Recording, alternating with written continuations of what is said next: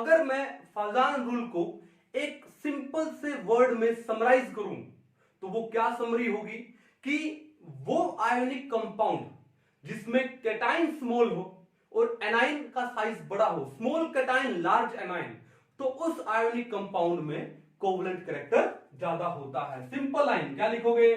Small cation plus large A9, simple and sweet. अगर किसी ionic compound में cation small है, एनाइन लार्ज है, तो उसके अंदर जो कोवलेंट कैरेक्टर है, covalent character in an ionic compound, वो क्या हो जाता है? ज्यादा हो जाता है।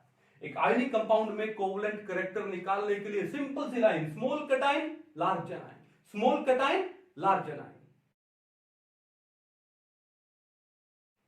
हेलो बच्चों, कैसे हो आप सब? तो आज हम लोग केमिकल बॉन्डिंग का मोस्ट इंपॉर्टेंट टॉपिक, जिसके ऊपर एग्जाम में क्वेश्चन आएगा ही आएगा, कौन सा टॉपिक है वो? फाजान रूल, वो पढ़ने वाले हैं। तो अपनी अपनी नोटबुक ओपन कर लो, अच्छे से पहले इसको समझो और उसके बाद उसके नोट्स बनाइए। क्या नाम है टॉपिक का? फाजान रूल, FAJAN फाजान रूल। बात यह है कि सर ये फाजान रूल है क्या? देखो, जैसे एक कोवलेंट बॉन्ड में कुछ आयोनिक कैरेक्टर होता है due to the electronegativity difference, वैसे ही एक आयोनिक बॉन्ड में कुछ कोवलेंट कैरेक्टर भी होता है। ठीक है, अब देखो कैसे समझेंगे इसको हम लोग। मान लो ये आपके पास एक कैटायन है, ये क्या है? कैटायन, ये लो, ठीक है, ये है कैटायन। ओके, जब ये कैटायन किसी एनायन के क्लोज आता है, किसी एनायन के, ये देखो एनायन है, और हमको पता है कि जो एनायन है उसका साइज वो कैटायन के साइज से क्या होता है? बड़ा होता है। When a cation approaches an anion closely, तो होगा क्या? अब देखो ये एनायन तो है, ठीक है, हमने नेगेटिव इसलिए लिखा है क्योंकि नेगेटिव चार्ज है इसके ऊपर, है ना, लेकिन है तो किसका? ये एटम का ही है, ठीक है। तो उसके अंदर क्या होगा? न्यूक्लियस होगा, और न्यूक्लियस क्या होता है? पॉजिटिवली चार्ज बॉडी होती है, ठीक है। अब सी है, इसके ऊपर इलेक्ट्रॉन्स है, वो प्रोटॉन से क्या है? ज्यादा है। Number of electrons are greater than number of protons, ठीक है। तो ये देखो इलेक्ट्रॉन्स हमने कुछ ज्यादा शो कर दिए, ठीक है। तो जब एक कैटायन एक एनायन के क्लोज आएगा तो क्या होगा कि इस एनायन के जो इलेक्ट्रॉन्स है वो अट्रैक्ट होंगे इस कैटायन से, कैटायन के न्यूक्लियस से। तो ये जो कैटायन है उस एनायन के इलेक्ट्रॉन्स को अपनी ओर क्या करेगा? अट्रैक्ट करेगा, इलेक्ट्रॉन क्लाउड को अपनी ओर क्या करेगा? अट्रैक्ट करेगा। पहली कंडीशन तो ये। दूसरी कंडीशन, जैसे ये इलेक्ट्रॉन को अपनी ओर अट्रैक्ट करेगा तो ये इलेक्ट्रॉन्स उसके क्लोज जाएंगे।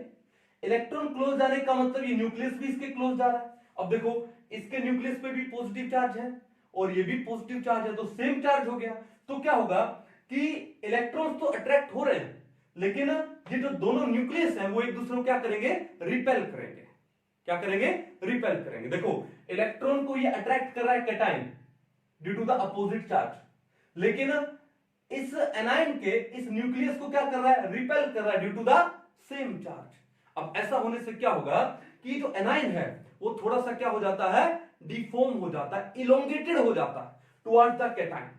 कैसे हो जाता है? इलोंगेटेड। क्यों? ये अपने इलेक्ट्रॉन को संभाल नहीं पाता उस कंडीशन में। तो थोड़ा सा जो स्फेरिकल हमने इसको शो किया है, भाई हम किसी एटम को कैसे शो करते हैं? स्फेरिकल बॉडी शो करते हैं। तो ये जो हमने स्फेरिकली शो किया इस एनायन को, वो एनायन थोड़ा सा क्या हो जाएगा? इलोंगेट हो जाएगा टुवर्ड्स द कैटायन। क्यों हो जाएगा? Due to the electrostatic force of attraction between this cation and the electron cloud of this anion, ठीक है। तो ये स्फेरिकल होने की वजह अब क्या हो जाएगा? थोड़ा सा इलोंगेटेड। कैसे शो करेंगे? देखो ये सेम वही कैटायन, अब ये एनायन क्या हो जाने वाला है?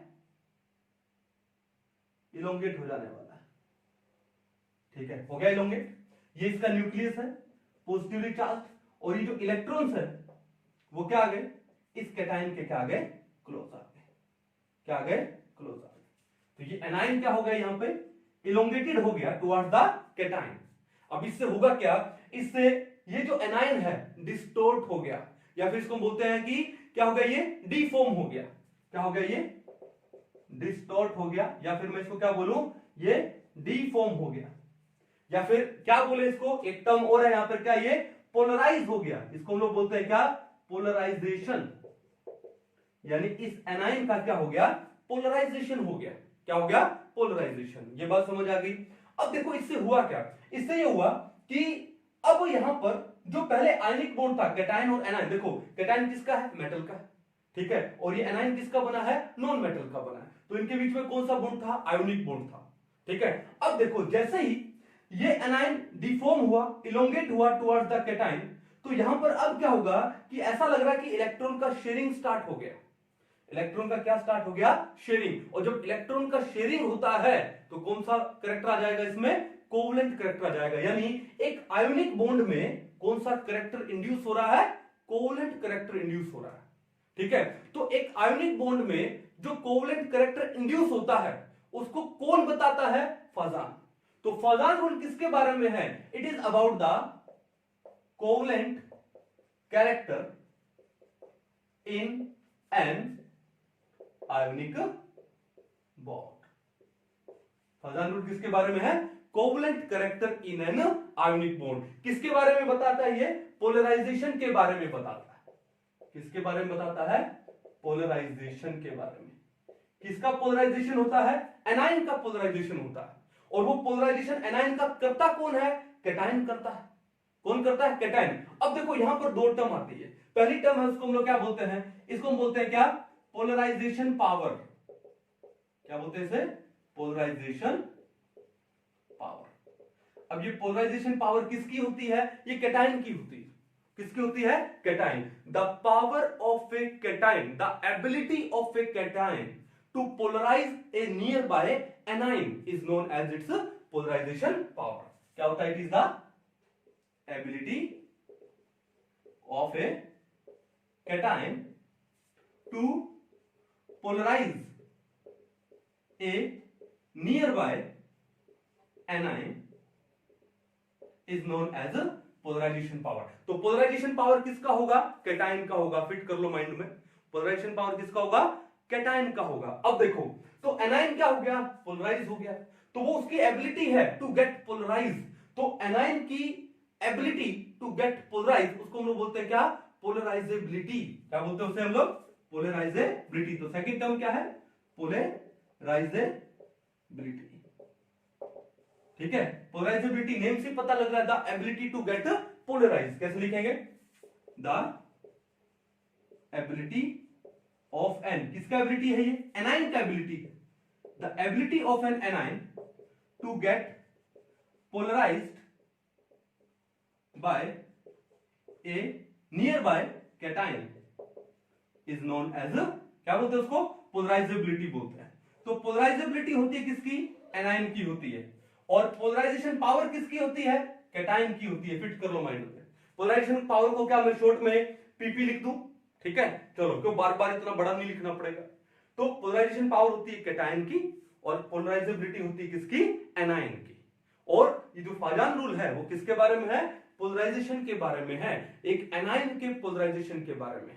और एनायन को पोलराइज कौन करता है, एक कैटायन पोलराइज करता है, ठीक है। कहानी समझ आ गई, कोई दिक्कत नहीं है। अब बात ही है कि यहां पर ये जो पोलराइजेबिलिटी किसकी है, एनायन की। तो एक बात समझ आती है कि एनायन जितना ज्यादा पोलराइज होगा, एनायन जितना ज्यादा पोलराइज होगा, यानी एनायन की पोलराइजेबिलिटी जितनी ज्यादा होगी बाय ए कैटायन, वो उतना ही क्या आएगा, उसके अंदर कोवलेंट कैरेक्टर इंड्यूस होगा।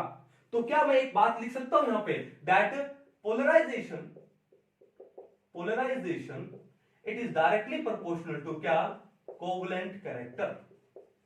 पोलराइजेशन किसके डायरेक्टली प्रोपोर्शनल होता है, कोवलेंट कैरेक्टर। बड़ा ही इंपॉर्टेंट पॉइंट है, polarization is directly proportional to the covalent character. जितना ज्यादा एनायन पोलराइज होगा बाय ए कैटायन, उसके अंदर उतना ही कोवलेंट कैरेक्टर, उस आयोनिक बॉन्ड में उतना ही कोवलेंट कैरेक्टर क्या हो जाएगा, इंड्यूस हो जाएगा। क्लियर है। दूसरी बात है कि ये जो पोलराइजेशन का मैग्नीट्यूड है वो कुछ एक फैक्टर पे डिपेंड करता है, और वो जो फैक्टर है वो सजेस्ट किए किसने, फाजान ने। और उसको हम लोग क्या बोलते हैं, फाजान रूल बोलते हैं। मींस द मैग्नीट्यूड, ये लिख लो नोट्स में लिख लो, the magnitude of polarization depends on certain factors and these factors were suggested by Fajan and these are known as Fajan rule. अब ये फैक्टर कौन कौन से है, यानी ये फाजान रूल कौन कौन से है, वो हम लोग डिस्कस करने वाले हैं। इससे पहले आप एक बात इसको अच्छे से नोट डाउन करो, अच्छे से नोट डाउन करो इसे। चले आगे, हटा दिया जाए इसको। तो अभी हम लोग पढ़ने वाले हैं क्या, factors affecting polarization, factors affecting polarization, यानी फाजान रूल को थोड़ा सा डिटेल में पढ़ने वाले हैं। मैं एक बार फिर से बोल दूं, बड़ा ही इंपॉर्टेंट टॉपिक है ये एग्जाम में, चाहे वो नीट हो चाहे वो जेई मेंस हो, ठीक है, क्वेश्चन बनता ही बनता है, ठीक है। तो अच्छे से इसको समझिएगा। तो क्या करने वाले अभी हम लोग, फैक्टर्स अफेक्टिंग किसको, पोलराइजेशन, पोलराइजेशन,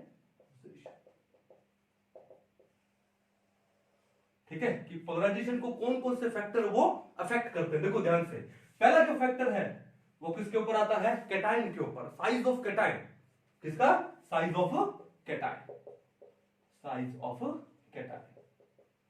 अब देखो सोचने वाली बात है कि एक कैटायन का साइज जितना कम होगा, जितना कैटायन साइज में छोटा होगा, वो एक नियर बाय एनायन को उतना ही ज्यादा क्या करेगा, पोलराइज करेगा। क्या करेगा, पोलराइज। तो इसका मतलब क्या है कि जो कैटायन का साइज है वो जितना क्या होगा, जितना कम होगा, उसकी पोलराइजेशन पावर, यानी उसकी जो पीपी है, उसकी जो पीपी है वो किसकी, एक एनायन को पोलराइज करने की पावर वो उतनी क्या होगी, ज्यादा होगी, यानी पोलराइजेशन क्या होगा, ज्यादा होगा। तो इन शॉर्ट में क्या लिख सकता हूं, दैट कि size of cation is inversely proportional to polarization, या फिर मैं क्या लिखूं, polarization it is inversely proportional to क्या, साइज ऑफ कैटायन।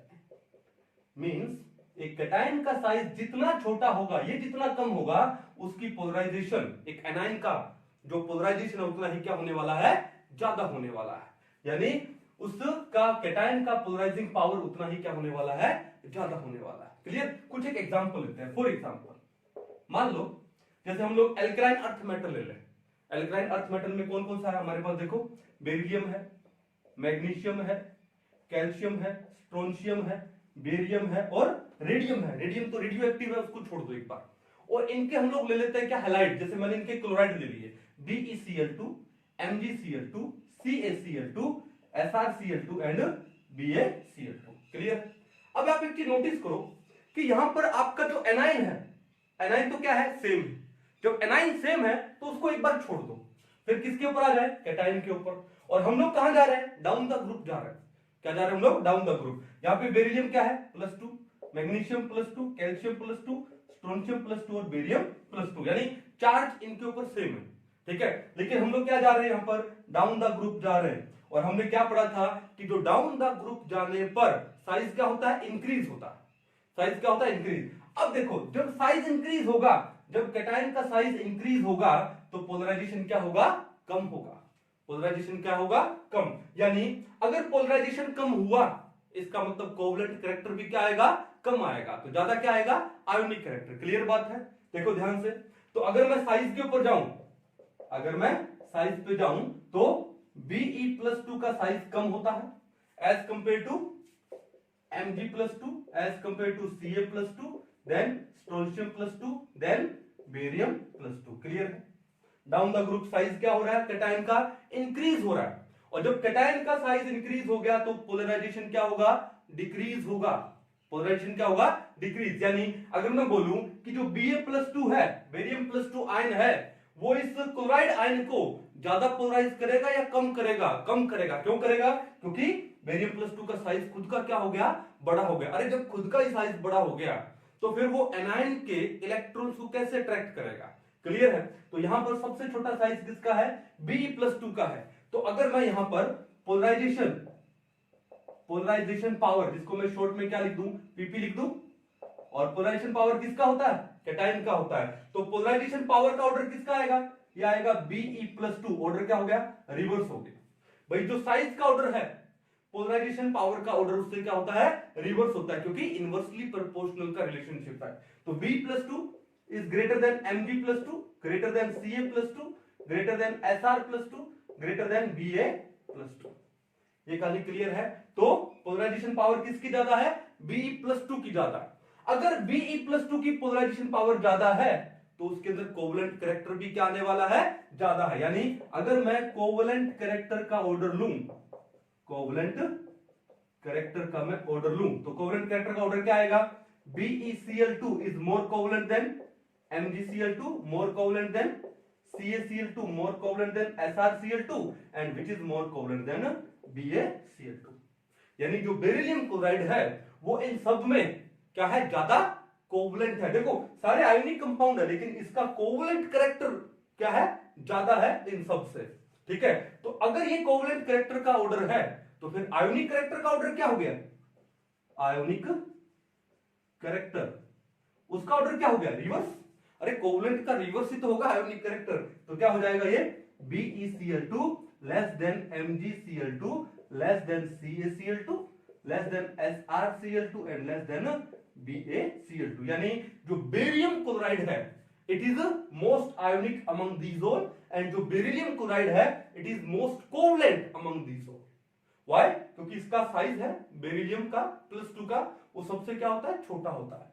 साइज छोटा होगा तो पोलराइजेशन ज्यादा हो पाएगा, और पोलराइजेशन ज्यादा होगा तो कोवलेंट कैरेक्टर भी क्या आएगा?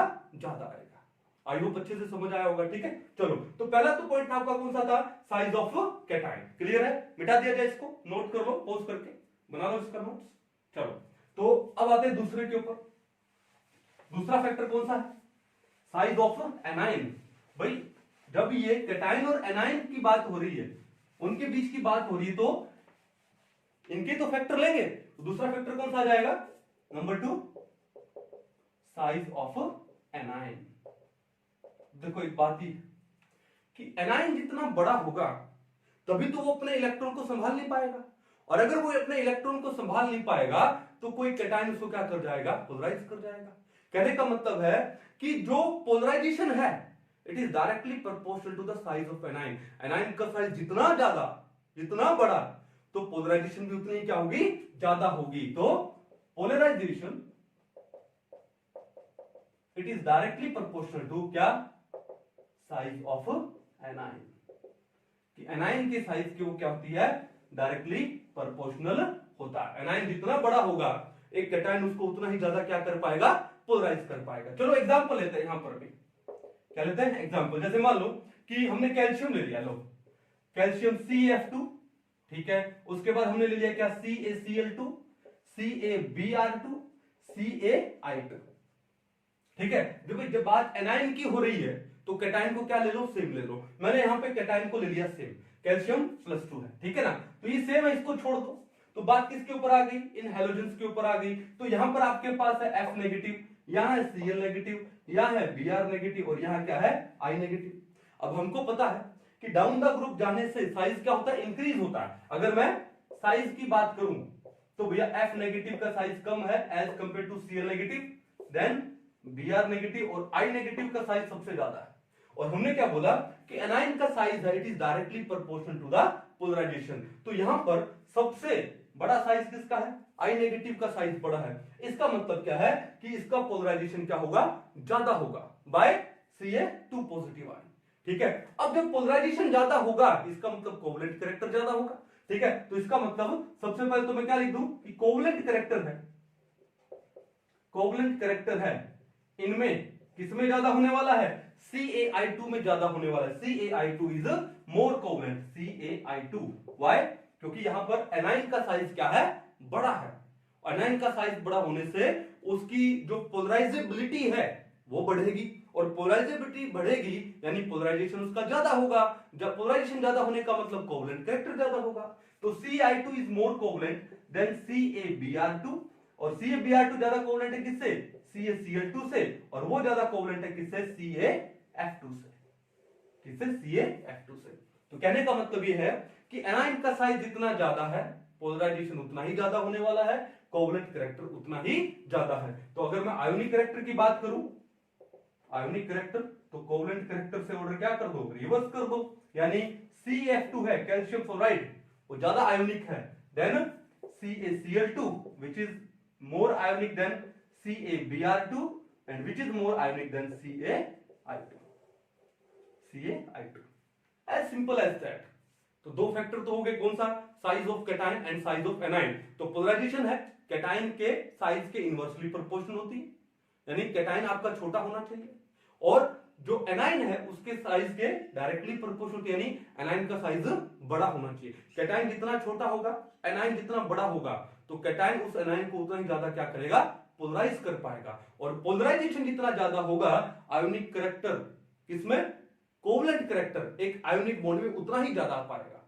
Polarisation is directly proportional to the covalent character. क्या बोला था हमने, पोलराइजेशन होता है, it is directly proportional to the covalent character. Simple सी बात, ठीक है। बॉन्ड आयोनिक ही है, लेकिन उस आयोनिक बॉन्ड में कोवलेंट कैरेक्टर ज्यादा हो जाएगा अगर पोलराइजेशन ज्यादा हो रहा है। ये बात समझ आ गई, कोई दिक्कत नहीं है। चलो कितने पॉइंट हुए, 2। अब आते हैं थर्ड पॉइंट पे। थर्ड पॉइंट है, हमने साइज की बात कर ली कैटायन की और एनायन की, तो अब हम लोग बात करने वाले किसके बारे में, किसके बारे में, चार्ज, कैटायन और एनायन का चार्ज। तो क्या लिखेंगे, चार्ज ऑन कैटायन और एनायन,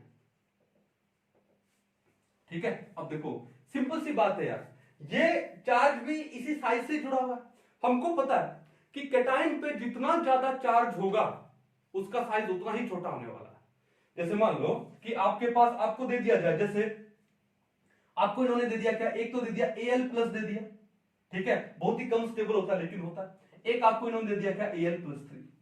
अब देखो इस पे चार्ज क्या है, ज्यादा है। जब चार्ज ज्यादा है कैटायन का, तो उसका साइज क्या होगा, कम होगा, और कैटायन का साइज कम होगा तो पोलराइजेशन क्या होने वाला है, ज्यादा, और पोलराइजेशन ज्यादा है इसका मतलब कोवलेंट कैरेक्टर ज्यादा होगा आयोनिक बॉन्ड में, ठीक है। चलो एक तो ये ले लेते हैं। दूसरा देखो, मान लो हम लोग पीरियोडिक टेबल में लेफ्ट से राइट जा रहे हैं अलोंग ए पीरियड, तो देखो थर्ड पीरियड लेते हैं। जैसे मान लो Na सोडियम पॉजिटिव, कैटायन ले रहा हूं सिर्फ यहां पे, ठीक है। जैसे Mg+2 हो गया, आपका Al+3 हो गया, Si+4 हो गया। तो आपने देखा कि लेफ्ट से राइट जा रहे हैं तो चार्ज है कैटायन का वो इंक्रीज हो रहा है, और कैटायन का जब चार्ज इंक्रीज होता है इसका मतलब उसका साइज क्या है, छोटा है। देखो दोनों फैक्टर आ गए। पहले तो अगर चार्ज नहीं भी है तो पीरियोडिक टेबल में लेफ्ट से राइट जाने पे साइज वैसे ही डिक्रीज होता है, ठीक है ना, ओके। उसके बाद अब राइट में वैसे ही चार्ज क्या हो गया, ज्यादा हो गया, तो साइज और डिक्रीज हो गया, ठीक है। तो अगर मैं साइज की बात करूं, अगर मैं कैटायन के साइज की बात करूं तो Na पॉजिटिव का साइज ज्यादा है, then Mg2 positive, then Al+3 and then Si+4, यानी इन सब में Si+4 का साइज है वो सबसे कम है, और कैटायन का साइज जितना कम होगा पोलराइजेशन उतना ही ज्यादा होने वाला है। यानी अगर मैं मान लो इनके मैंने क्लोराइड्स ले लिए, जैसे एग्जांपल ले लिया मैंने क्या, NaCl, यहां मैंने ले लिया MgCl2, यहां ले लिया AlCl3, और यहां मैंने क्या ले लिया, SiCl4। क्लियर है, देखो सब में मैंने एनाइन सेम लिया है, क्लोराइड, ठीक है, लेकिन कैटायन आपके ये आ गए। तो कहने का मतलब है कि कैटायन पे चार्ज किसका ज्यादा है, Si पे सबसे ज्यादा चार्ज है +4। तो चार्ज ज्यादा होगा कैटायन पे तो साइज कम होगा, और साइज कम होगा तो पोलराइजेशन ज्यादा होगा। तो क्या मैं एक लिख सकता हूं क्या, that polarization is directly proportional to क्या, चार्ज ऑन कैटायन, कि कैटायन पे चार्ज जितना ज्यादा होगा उतना ही पोलराइजेशन ज्यादा होने वाला है, and which is directly proportional to क्या, कोवलेंट कैरेक्टर, बोले तो Cc। Polarization is directly proportional to charge on cation, cation का चार्ज जितना ज्यादा होगा उसका साइज उतना ही कम होने वाला है, और साइज कम होगा तो उसकी पोलराइजेशन पावर ज्यादा है, यानी कोवलेंट कैरेक्टर ज्यादा आएगा। तो अगर मैं sodium chloride, magnesium chloride, aluminium chloride और सिलिकॉन क्लोराइड में देखो विच इज मोर कोवलेंट, तो आप बताओ ज्यादा कोवलेंट कौन होगा, बताओ फटाफट। तो SiCl4 is more covalent than AlCl3, which is more covalent than MgCl2 and which is more covalent than NaCl। किसका ऑर्डर है ये, कोवलेंट कैरेक्टर का ऑर्डर है ये, किसका ऑर्डर है, कोवलेंट कैरेक्टर। तो बताओ इन चारों में ज्यादा कोवलेंट कौन है, SiCl4। तो ज्यादा आयोनिक कौन हुआ, फिर ज्यादा आयोनिक हुआ NaCl, sodium chloride, simple, clear है। चलो तो ये तो हो गया क्या, कैटायन का चार्ज। अब दूसरा आता है किसका, एनायन का चार्ज। तो क्या इसको मिटा दिया जाए, सेकंड फैक्टर को, बीच में पॉज करके एक बार नोट डाउन कर लिया कीजिए, ठीक है। इसके नोट्स बनाने बहुत जरूरी है, आपको बहुत काम आने वाले हैं इसके नोट्स। चलिए, तो ये तो था चार्ज ऑन कैटायन। अभी एनायन की बात करते हैं। अब देखो कि एनायन पे जितना ज्यादा चार्ज होगा, एनायन पे जितना ज्यादा चार्ज होगा उसका साइज उतना ही बड़ा होने वाला है, और एनायन का साइज जितना बड़ा होगा एक नियर बाय कैटायन उसको उतना ही ज्यादा क्या कर पाएगा, पोलराइज कर पाएगा। तो क्या मैं सिंपल सा लिख दूं कि क्या, that polarization is directly proportional to charge on anion. यानी अगर मैं कैटायन के चार्ज की बात करूं और एनायन के चार्ज की बात करूं तो polarization is directly proportional to charge on cation और एनायन, ठीक है। चलो, अब बात है कि डायरेक्टली प्रोपोर्शनल चार्ज के, इसका मतलब क्या है, कोवलेंट कैरेक्टर। यानी एनायन का चार्ज जितना ज्यादा होगा उसका पोलराइजेशन उतना ही ज्यादा है, और पोलराइजेशन जितना ज्यादा है कोवलेंट कैरेक्टर उतना ही ज्यादा होने वाला है। ये बात समझ गए। चलो, अब इसको समझे कैसे, एनायन के चार्ज को बढ़ाते हैं। जैसे मान लो कि हम लोग को क्या करते हैं, यहां पे किसका एग्जांपल है, हम लोग एग्जांपल ले लेते हैं यहां पे किसका, जैसे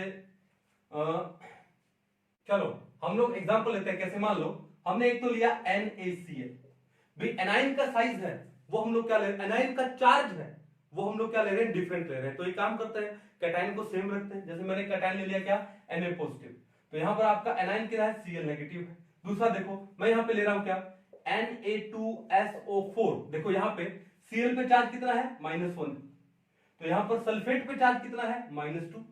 देखो चार्ज में क्या ले रहा हूं, एनायन का क्या डिफरेंट ले रहा हूं। जैसे मैंने एक एग्जांपल और लिया क्या, Na3PO4 फॉस्फेट, फॉस्फेट पे चार्ज कितना होता है, PO4 3 नेगेटिव, तो ये क्या हो गया, Na3PO4 सोडियम फॉस्फेट हो गया। क्लियर है। तो यहां पे PO4 पे चार्ज कितना हो गया, कितना हो गया, 3 नेगेटिव चार्ज हो गया। क्लियर है। अब आप एक चीज नोटिस करो कि यहां पर क्या है कि एनायन का जो चार्ज है वो क्या हो रहा है, इंक्रीज हो रहा है, और जब एनायन का चार्ज इंक्रीज होगा तो वो जो कैटायन है उस एनायन को क्या करेगा, उतना ही ज्यादा पोलराइज करेगा, उतना ही ज्यादा क्या करने वाला है, पोलराइज। तो अगर मैं इन तीनों एग्जांपल में पूछूं कि विच इज मोर कोवलेंट, तो भैया आपका आंसर क्या जाएगा, दिस इज मोर कोवलेंट। ये कोवलेंट कैरेक्टर का एग्जांपल आ रहा है, ठीक है। तो ज्यादा कोवलेंट कौन है, सोडियम फॉस्फेट, फिर less than greater than sodium sulphate, और NaCl है वो इन सब में ज्यादा क्या होने वाला है, आयोनिक होने वाला है। यानी अगर मैं आयोनिक कैरेक्टर का एक ऑर्डर ले लूं तो NaCl it is more ionic than Na2SO4 which is more ionic than Na3PO4। Simple है, कोई दिक्कत नहीं है। कहने का मतलब क्या हुआ कि जो पोलराइजेशन है it is directly proportional to क्या, charge on cation and anion. Cation का चार्ज ज्यादा होगा तो पोलराइजेशन ज्यादा होगा, कोवलेंट कैरेक्टर ज्यादा आएगा। एनायन का भी चार्ज जितना ज्यादा होगा तो भी पोलराइजेशन ज्यादा होने वाला है, तो क्या होने वाला है, कोवलेंट कैरेक्टर वहां भी ज्यादा होने वाला है। तो ये कहानी समझ आ गई, कोई दिक्कत नहीं है। अब एक चीज नोटिस करो, जैसे हमने यहां पर कैटायन के एग्जांपल लिए, हम लोग क्या देख रहे हैं कि जो SiCl4 है इट इज मोर कोवलेंट, क्योंकि यहां पे कैटायन का चार्ज ज्यादा है, ठीक है। तो इस क्लोराइड को, इस एनायन को ज्यादा पोलराइज करेगा, ठीक है। अब देखो कि कोवलेंट कैरेक्टर इंक्रीज हो रहा है, लेफ्ट से राइट जा रहे हैं तो कोवलेंट कैरेक्टर क्या हो रहा है, इंक्रीज हो रहा है। अब कोवलेंट कैरेक्टर इंक्रीज होने का मतलब क्या है कि आयोनिक कैरेक्टर डिक्रीज हो रहा है। देखो अगर मैं लेफ्ट से राइट जा रहा हूं तो क्या हो रहा है, यहां पे हमारा जो कोवलेंट कैरेक्टर है, जो कोवलेंट कैरेक्टर है वो हो रहा है, इंक्रीज हो रहा है लेफ्ट से राइट जाने पे, यहां पर इस एग्जांपल में।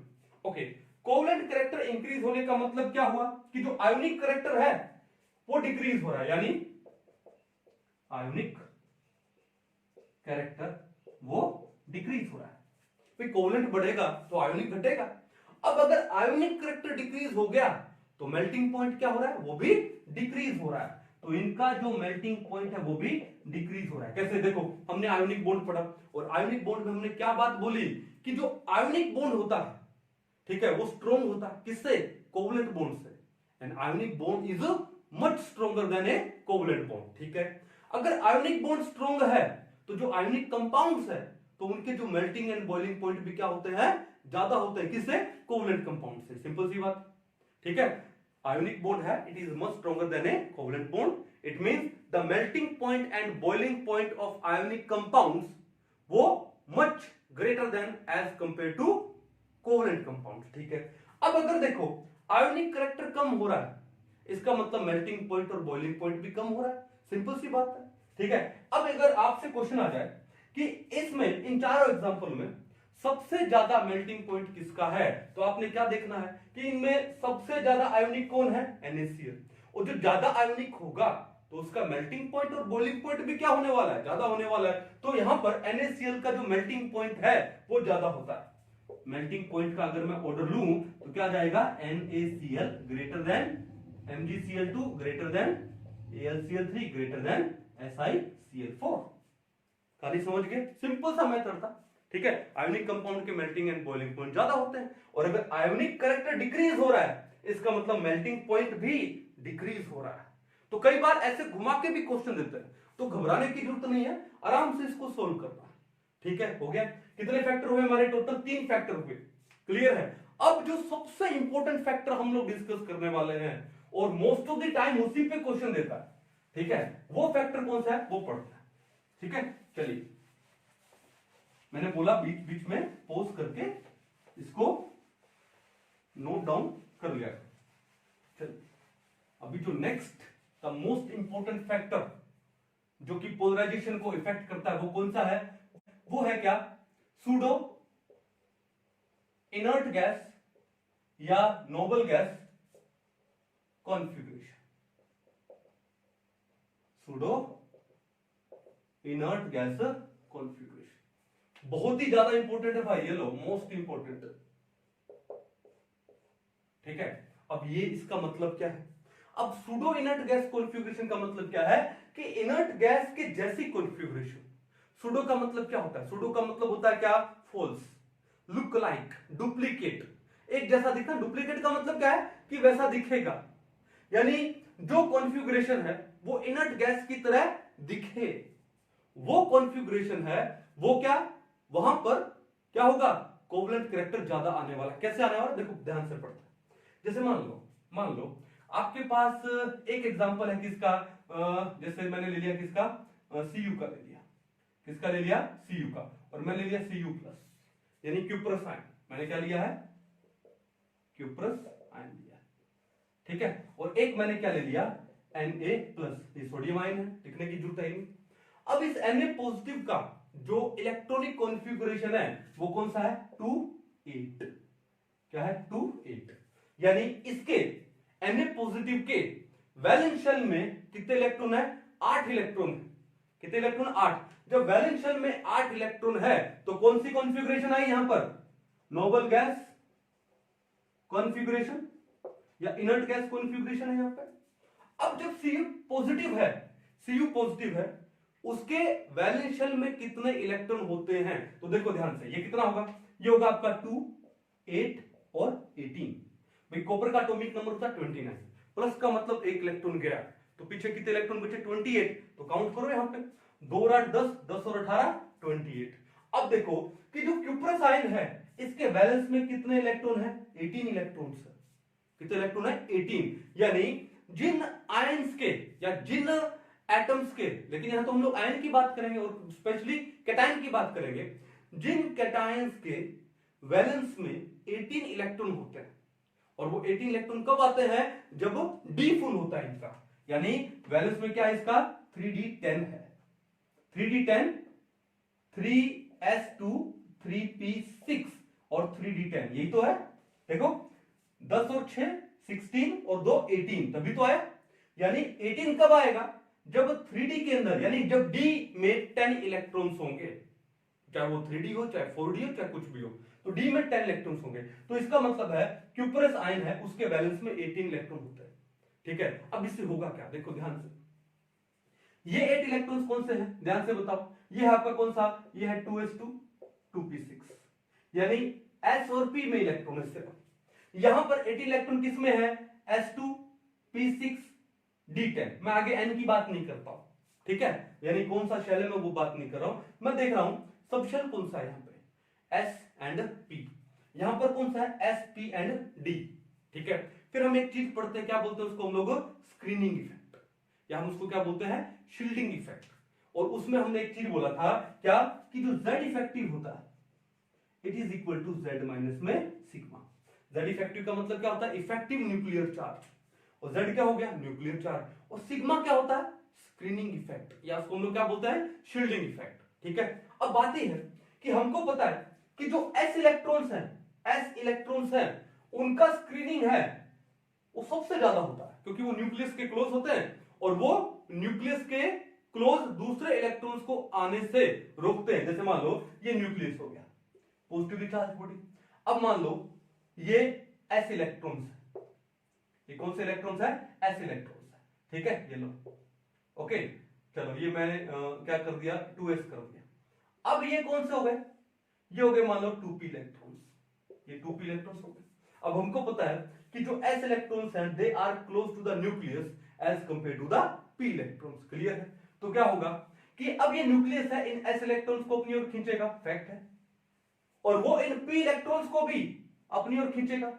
लेकिन क्या होगा कि जो p इलेक्ट्रॉन है वो न्यूक्लियस के क्लोज आ तो रहा है, लेकिन वो न्यूक्लियस के क्लोज आते आते इन s इलेक्ट्रॉन्स के भी तो क्लोज आ रहा है। तो क्या होगा कि ये जो s इलेक्ट्रॉन्स है वो इस p इलेक्ट्रॉन को क्या करेंगे, रिपेल करेंगे, वो न्यूक्लियस के क्लोज नहीं आने देंगे due to the same charge. Means कहने का मतलब है कि these s electrons they create a screen between the nucleus and outermost electron, valence electron, एक स्क्रीन क्रिएट कर देता है। क्या क्रिएट कर देता है, एक स्क्रीन। ठीक है, इसको हम लोग क्या बोलते हैं, स्क्रीन बोलो या फिर क्या बोलो, शील्ड बोलो। ठीक है, और इस इफेक्ट को इसके इन इनर इलेक्ट्रॉन्स जो आउटर इलेक्ट्रॉन्स को न्यूक्लियस के क्लोज आने से रोकते हैं, इस इफेक्ट को हम लोग क्या बोलते हैं, स्क्रीनिंग इफेक्ट बोलते हैं, या फिर क्या बोलते हैं, शील्डिंग इफेक्ट बोलते हैं। अब देखो, जो इलेक्ट्रॉन्स न्यूक्लियस के क्लोज होंगे वो ज्यादा स्क्रीनिंग क्रिएट कर पाएंगे, किससे, न्यूक्लियस और आउटर मोस्ट इलेक्ट्रॉन से। अब न्यूक्लियस के क्लोज कौन है, एस इलेक्ट्रॉन है, तो कहने का मतलब है कि एस इलेक्ट्रॉन का जो स्क्रीनिंग है, अब स्क्रीनिंग इफेक्ट को हम लोग सिग्मा से लिखते हैं, हिंदी में जो नया लिखते हैं ना, न, ठीक है, उस नए का ये डंडी हटा दो, हो गया सिग्मा। ठीक है, तो एस इलेक्ट्रॉन्स का जो स्क्रीनिंग है वो सबसे ज्यादा होता है।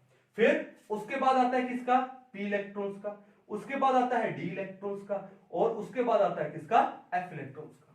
कहने का मतलब है कि जो डी और एफ इलेक्ट्रॉन्स है उनका स्क्रीनिंग सबसे पुअर होता है भाई, सबसे पुअर होता है। अब देखो यहां पर Na पॉजिटिव की बात करूं तो यहां पर बैलेंस में इलेक्ट्रॉन कहां पर है, एस और पी में, कहां पर है, एस और पी में। अब एस और पी है, इनका स्क्रीनिंग क्या होता है, ज्यादा होता है। स्क्रीनिंग ज्यादा यानी सिग्मा ज्यादा होगा तो ज्यादा माइनस होगा, ज्यादा माइनस होने का मतलब ये जेड इफेक्टिव क्या आने वाला है, कम आने वाला है। जेड इफेक्टिव यानी इफेक्टिव न्यूक्लियर चार्ज, यानी न्यूक्लियस का वो इफेक्टिव चार्ज वो क्या हो जाएगा, कम हो जाएगा। अगर सिग्मा ज्यादा हो गया, जेड इफेक्टिव क्या हो गया, कम हो गया। और अगर जेड इफेक्टिव न्यूक्लियस का इफेक्टिव चार्ज कम हो गया तो न्यूक्लियस क्या करेगा, उस एनाइन को कम पोलराइज कर पाएगा।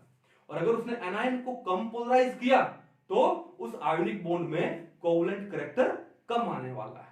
अब देखो यहां पर देखो कि Cu प्लस क्यूप्रस आयन में क्या है, यहां पर इलेक्ट्रॉन किस में है, डी में है, और डी का स्क्रीनिंग है वो एस और पी से क्या होता है, पुअर होता है। डी का स्क्रीनिंग एस और पी से पुअर होता है। अगर डी का सिग्मा पुअर है यानी कम है, सिग्मा कम होने का मतलब, ये कम होने का मतलब जेड इफेक्टिव वो क्या हो गया, ज्यादा हो।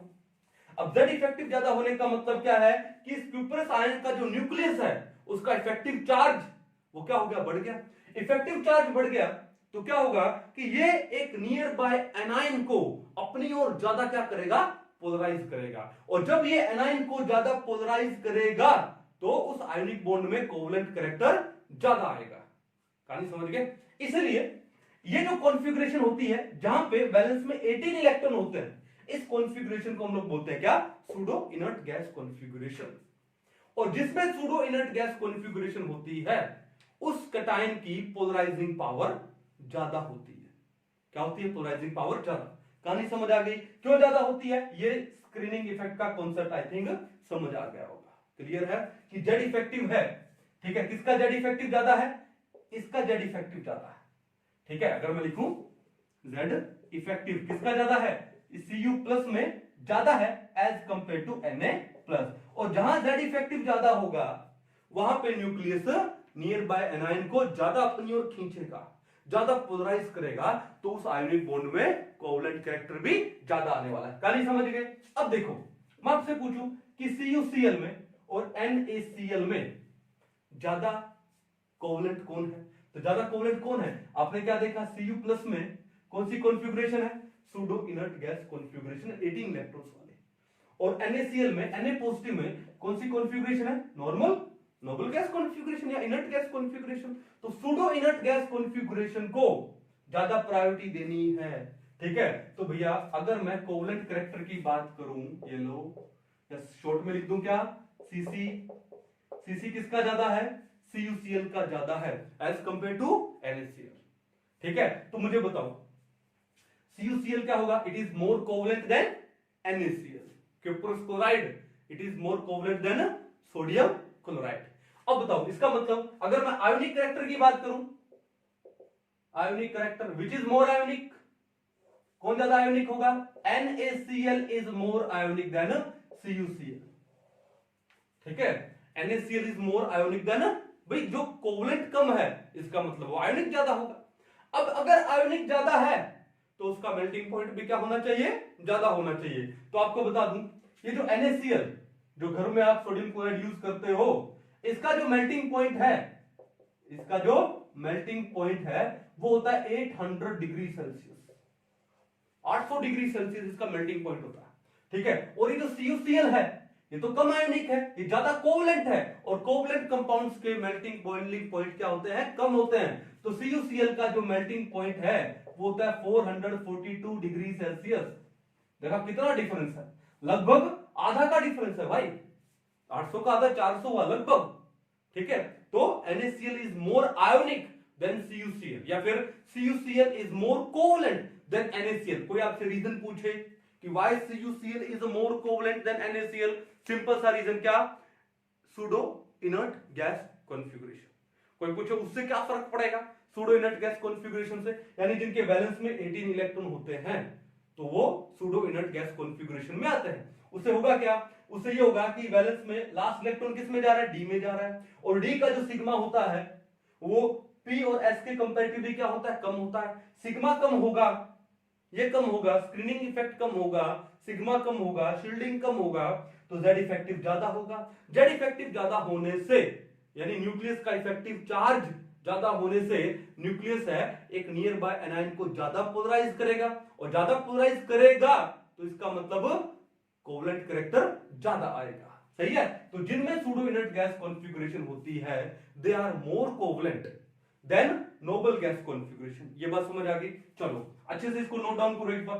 चलिए अब वो बात ही है, मैं कुछ एक एग्जांपल ले रहा हूं यहां पे, जैसे मैं ले रहा हूं lithium chloride, sodium chloride, potassium chloride. ठीक है, इनके एग्जांपल ले रहा हूं, देखो ध्यान से।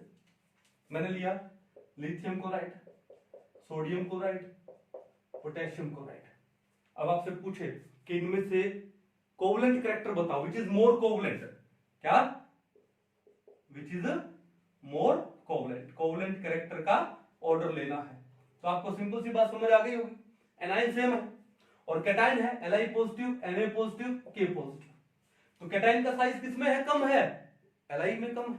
ठीक है, तो कोवलेंट कैरेक्टर का ऑर्डर क्या हो गया? LiCl is more covalent than NaCl which is more covalent than KCl। अब ये तो सिंपल सा था, जैसे 7-8 क्लास का हो गया है ना। अब एग्जाम में कैसे क्वेश्चन देता है? एग्जाम में दे देगा आपको कि भैया ऑर्डर बताना है। कैसे आपको ऑर्डर बताना है? जैसे NaCl दे दिया आपको दे दिया AgCl, ठीक है, और आपको क्या दे दिया यहाँ पे? LiCl दे दिया। ठीक है, अब इनके अंदर आपको ऑर्डर बताना है, ये क्वेश्चन आपको दे दिया कोवलेंट कैरेक्टर का ऑर्डर। ठीक है, या विच is more covalent among these. अब क्या करोगे? तो आपने देखा कि ये क्या है, इन दोनों में अगर देखो NaCl और LiCl में, तो LiCl इज मोर कोवलेंट। तो किसका ऑर्डर देख रहा हूं मैं यहां पे? Covalent character which is more covalent. Obviously LiCl और NaCl में LiCl is more covalent than NaCl, ये तो समझ आ गया। अब कहानी आती AgCl की।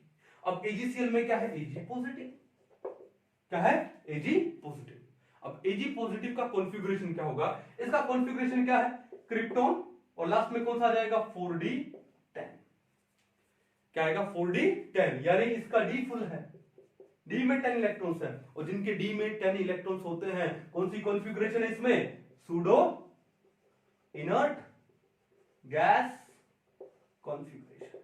और सूडो इनर्ट गैस कॉन्फ़िगरेशन जिसमें होगी वहां पे Z इफेक्टिव क्या होगा, ज्यादा होगा, Z इफेक्टिव ज्यादा होगा क्योंकि सिग्मा कम होने वाला है, D का सिग्मा कम होता है, Z effective equal to Z minus sigma, और अगर सिग्मा कम है Z इफेक्टिव ज्यादा है, और Z इफेक्टिव ज्यादा है तो न्यूक्लियस है किसका, जो कैटायन है वो नियर बाय एनायन को ज्यादा क्या करेगा, पोलराइज करेगा। इसका मतलब है कि यहां पर आपको AgCl को सबसे पहले लिखना है, AgCl is more covalent than LiCl than NaCl। क्यों, रीजन क्या है, सूडो इनर्ट गैस कॉन्फ़िगरेशन।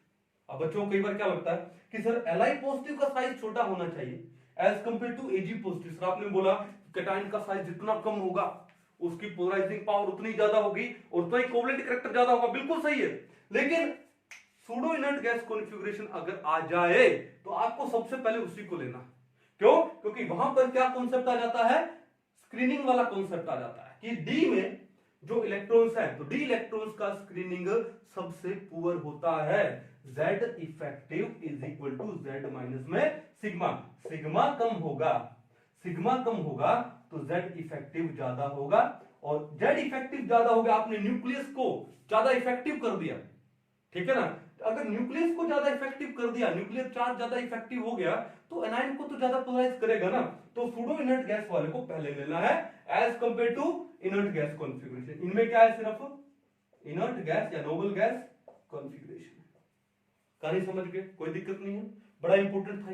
चलो अब इसी तरह देखो ध्यान से, मान लो, हाँ एक इंपॉर्टेंट क्वेश्चन और बताता हूं आपको मैं यहाँ पे, क्या है देखो, अगर आपको दे दिया जाए, देखो यहां पर अगर आपको इन्होंने दे दिया क्या कि आपको दिया CuCl, आपको दे दिया क्या AgCl, आपको दे दिया AuCl, अब बताओ कोवलेंट कैरेक्टर का ऑर्डर क्या है। एक बार वीडियो पॉज कर लो, सोच के अच्छे से एक बार आप कोवलेंट कैरेक्टर का ऑर्डर लिखो कि विच is more covalent among these, इनमें सबसे ज्यादा कोवलेंट कौन सा है। पॉज करो अच्छे से एक बार नोट करो, ठीक है। चलो अगर मैं यहां पे कोवलेंट कैरेक्टर का ऑर्डर देखूं तो क्या आना चाहिए, आपको ये लगेगा कि सर कॉपर है, कॉपर के नीचे सिल्वर है, ठीक है, सिल्वर के नीचे क्या है, गोल्ड है, ये तो है सर, ठीक है। ऊपर से नीचे जाने पर क्या होता है, यहाँ पे Cu प्लस है, ये भी प्लस है, ऊपर से नीचे जाने पर साइज इंक्रीज होता है, और कैटायन का साइज इंक्रीज हो गया तो क्या होगा, उसकी एनायन को पोलराइज करने की पावर कम हो गई, ठीक है, और वो पावर कम हो गई तो फिर कोवलेंट कैरेक्टर डिक्रीज हो गया, है ना, ऐसा माइंड में आता है ना। उल्टा है भाई, यहां पे कि जो AuCl है it is more covalent than AgCl which is more covalent than CuCl। ये ऑर्डर है इसका, बड़ा इंटरेस्टिंग ऑर्डर है कि सर अब ये कैसे हो गया, सर ये कैसे, देखो ध्यान से, मैंने क्या बोला कि Cu पॉजिटिव है, ठीक है, Ag पॉजिटिव है, Au पॉजिटिव है, तो ये पहली बात तो इन सब में क्या है, सूडो इनर्ट गैस कॉन्फ़िगरेशन है, ये बात समझ आ गई, ठीक है। अब देखो Cu पॉजिटिव में क्या होगा बताओ, यहां पर आपके पास क्या है 3d10, यही तो है 3d10 से पहले क्या आता है, वो 3p6 आएगा, 3s2 आएगा, सिंपल। चलो उसके बाद Ag पॉजिटिव में क्या आ जाएगा, 4d10 आ जाएगा, ये बात भी सही है, ठीक है। Au प्लस में आने से पहले क्या होगा, ये होगा आपका क्या, ज़ीनोन, ठीक है, उसके बाद 4f14, क्या आएगा 4f14, ओके, फिर क्या आने वाला है 5d10। अब लो, अब क्या, देखो ध्यान से, मैंने क्या बोला था कि स्क्रीनिंग इफेक्ट s इलेक्ट्रॉन्स का ज्यादा होता है as compare to p electrons, और d का उससे कम और f का सबसे कम। अरे भैया जब आप Au पॉजिटिव में आ रहे हो तो वहां पर इलेक्ट्रॉन किस में है, f में भी है और d में भी है, और f का तो स्क्रीनिंग सबसे पुअर होता है, f का शील्डिंग तो सबसे पुअर, हमने फॉर्मूला क्या लिखा था, Z effective equal to Z minus sigma. अरे F का जब स्क्रीनिंग सबसे पुअर होगा तो सिग्मा सबसे कम होने वाला है। अगर सिग्मा सबसे कम हो गया तो Z इफेक्टिव सबसे ज्यादा हो गया, यानी इन तीनों में अगर मैं Z इफेक्टिव की बात करूं तो सबसे ज्यादा Z इफेक्टिव किस में है? AU पॉजिटिव में। अगर Z इफेक्टिव ज्यादा है, Z इफेक्टिव का मतलब क्या होता है? इफेक्टिव न्यूक्लियर चार्ज, न्यूक्लियस का वो चार्ज जो अब इफेक्टिव हो गया उसकी चलेगी अब, तो अब वो क्या काम करेगा? वो नियर बाय एनायन को अपनी ओर खींचेगा, ज्यादा पोलराइज करेगा, और वो जितना ज्यादा पोलराइज करेगा उतना ही कोवलेंट कैरेक्टर बढ़ने वाला है। दैट्स द रीजन कि जो AuCl है it is more covalent than AgCl and which is more covalent than CuCl। बड़ा ही इंपॉर्टेंट क्वेश्चन है। अब देखो यहां पर बहुत सारे क्वेश्चन बन सकते हैं, आपके एग्जाम में क्वेश्चन आ जाए, भैया बताओ कि LiCl में और AuCl में ज्यादा कोवलेंट कौन है? यार सिंपल सी बात है कि जब AgCl है वो LiCl से ज्यादा कोवलेंट है, और AgCl से भी ज्यादा कोवलेंट कौन है? AuCl। तो इसका मतलब क्या है कि AuCl is more covalent than LiCl। कहानी समझ गए? ठीक है, या आयोनिक कहा जाए कि LiCl is more ionic than AuCl। भाई जो कोवलेंट ज्यादा होगा वो आयोनिक कम होगा, सिंपल सी बात है। क्लियर है? कैसे भी क्वेश्चन आ जाए कर लोगे। ठीक है, सिमिलरली ये तो देखो मैंने 1 पॉजिटिव चार्ज वाले लिए, आप 2 पॉजिटिव चार्ज वाले भी ले सकते हो। जैसे आपने लिया क्या? आपने लिया जैसे BeCl2, MgCl2, CaCl2। ठीक है, फिर आपसे पूछे कि बताओ इनका कोवलेंट कैरेक्टर का ऑर्डर क्या होगा, या विच is more covalent among these, तो आप क्या बताने वाले हो? सिंपल है यार, एनाइन सेम है, Be+2, Mg+2, Ca+2, और चार्ज भी सेम है, तो कैटाइन छोटा कौन सा है? Be+2 है, तो BeCl2 is more covalent than MgCl2 which is more covalent than CaCl2। किसका ऑर्डर लिख रहा हूं मैं यहां पे? Covalent character. क्या लिख रहा हूं यहां पे? Covalent character, simple. अब देखो यहां पर इन्होंने एक चीज और घुसो दी, मान लो ये बोल दे आपको क्या? ZnCl2, ये लो, क्या करोगे? अब ZnCl2 में Zn क्या है? +2। अब Zn+2 होने का मतलब क्या हुआ? 3d10, और 3d10 D का स्क्रीनिंग पुअर होता as compare to S and P, और स्क्रीनिंग पुअर होगा, सिग्मा पुअर होगा, ये कम होगा, तो Z इफेक्टिव ज्यादा। तो इसका मतलब अगर मैं यहां पे कोवलेंट कैरेक्टर का ऑर्डर लिखूं तो ZnCl2 है वो ज्यादा कोवलेंट हो जाएगा। क्या हो जाएगा? ZnCl2 is more covalent than BeCl2 which is more covalent than क्या? MgCl2 which is more covalent what? CaCl2। कहानी समझ गए? रीजन क्या है? ZnCl2 का ज्यादा कोवलेंट होने का क्या रीजन है? Pseudo inert gas configuration. समझ जाओगे तो बहुत ही इंपॉर्टेंट पॉइंट है ये सूडो इनर्ट गैस कॉन्फ़िगरेशन का। आई होप अच्छे से आपको समझ आया होगा। तो अब देखो सिंपल सी बात, मिटा दिया जाए इसको एक बार। चलो बाकी है, एक एग्जांपल और लेते हैं। क्या एग्जांपल है? जैसे मान लो आपको दे दिया जाए क्या? AgF, आपको दे दे AgCl, AgBr और AgI, आपको ये दे दिया जाए। अब आपसे पूछा जाए कि विच इज मोर कोवलेंट, तो आपने देखा कि जो कैटाइन है वो सेम, कैटाइन क्या है? सेम, लेकिन एनाइन का साइज इसमें सबसे ज्यादा है। ठीक है, तो जितना साइज एनाइन का बड़ा होगा उतनी उसकी पोलराइजेबिलिटी ज्यादा होगी, और जितनी उसकी पोलराइजेबिलिटी ज्यादा होगी उतना ही उसके अंदर कोवलेंट कैरेक्टर ज्यादा आने वाला है। तो ऑर्डर क्या हो जाएगा? ये लो, तो ये किसका ऑर्डर है? कोवलेंट कैरेक्टर का, यानी CC का ऑर्डर है। AgI है silver iodide, it is more covalent than AgBr then AgCl then AgF। वैसे देखा जाए यहां पर ये तीनों है ना, तीनों ये सारे के तीनों क्या होता है? कोवलेंट होता है। भाई अभी मैंने आपको बोला कि AgCl कोवलेंट है, ठीक है, तो AgI तो और भी ज्यादा कोवलेंट है। यहां पर ये जो AgF है बस यही आयनिक होता है, बाकी सारे के सारे यहां पर क्या है? कोवलेंट है। कर पाओगे? देखो एक तो ये हो गया। दूसरा और एग्जांपल लेते हैं। मान लो आपको दे दिया जाए कि यहां पर क्या, जैसे इन्होंने एक दे दिया आपको क्या? CuO और एक दे दिया CuS। ठीक है, क्यूप्रिक ऑक्साइड, क्यूप्रिक सल्फाइड। फिर पूछा जाए विच is more ionic, which is more ionic, तो देखो ध्यान से कि यहां पर कॉपर कितना है? +2 है। ठीक है, ऑक्सीजन -2, सल्फर -2, कॉपर भी +2, तो कैटाइन तो सेम है, छोड़ दो। फिर किस पे आ जाएंगे, एनाइन पे।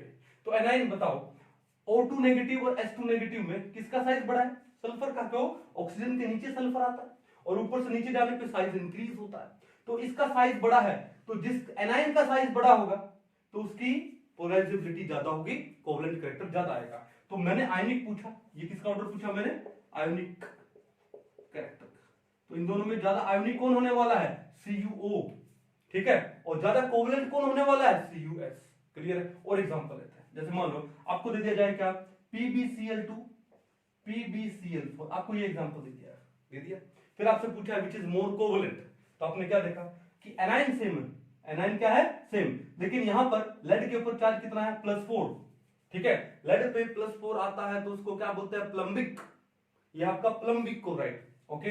यहां पे लेड कितना है, +2, इसको बोलते हैं प्लम्बस, लेड +2 को प्लम्बस बोलते हैं। अब देखो ध्यान से, एनाइन तो सेम है, कैटायन पे चार्ज यहां पर क्या है, ज्यादा है, और कैटायन का चार्ज जितना ज्यादा होगा उसकी पोलराइजेशन पावर उतनी ही ज्यादा होने वाली है, कोवेलेंट कैरेक्टर उतना ही ज्यादा आने वाला है। तो PbCl2 it is more covalent than PbCl4 it is more covalent than PbCl2।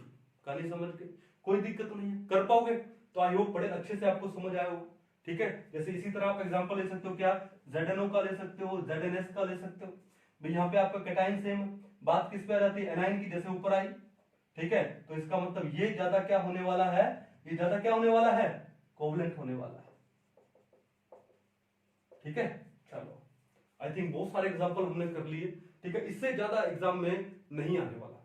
तो ये थे कुछ एक फैक्टर्स जो कि पोलराइजेशन को अफेक्ट करते हैं, ठीक है। किसने सजेस्ट किए, फाजान ने, बड़ा ही इंपॉर्टेंट है। और ये जो सूडो इनर्ट गैस कॉन्फ़िगरेशन वाला है, ये तो सबसे इंपॉर्टेंट फैक्टर है। तो एक बार आप इसको अच्छे से नोट करो, इसके बाद हम लोग नेक्स्ट पॉइंट्स पे जाते हैं। हाँ जी, तो बड़े आगे, आई होप अच्छे से समझ आया होगा ना, नोट भी कर लिया होगा आप लोगों ने। तो अभी हम लोग पढ़ने वाला है क्या, एप्लीकेशन पढ़ने वाले हैं, किसके, कॉन्सेप्ट ऑफ पोलराइजेशन या एप्लीकेशन ऑफ फाजान रूल, कि फाजान रूल के क्या क्या एप्लीकेशन है, पोलराइजेशन के क्या क्या एप्लीकेशन है, ठीक है। चलिए देखो ध्यान से,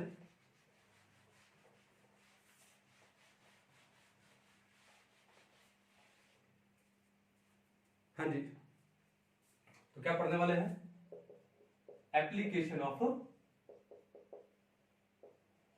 पोलराइजेशन, या फिर मैं क्या बोल दूं, फाजान्स रूल, कि फाजान्स रूल के क्या क्या एप्लीकेशन है, ठीक है।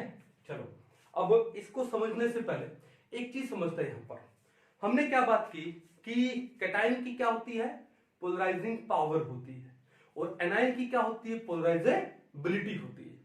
अब जो कैटायन की जो पोलराइजिंग पावर है उसको हम लोग क्या बोलते हैं, उसका क्या बोलते हैं, आयोनिक पोटेंशियल। क्या बोलते हैं उसे, आयोनिक पोटेंशियल। देखो ध्यान से, आयोनिक पोटेंशियल,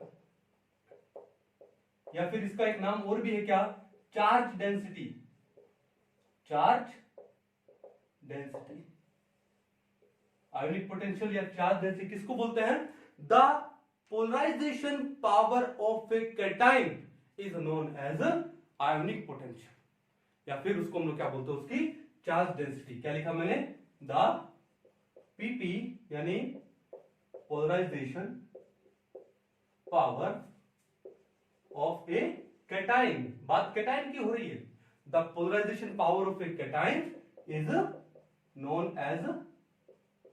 एज क्या बोले इसे, आयोनिक पोटेंशियल, IP शॉर्ट में, आयोनिक पोटेंशियल, और you can say charge density, ठीक है।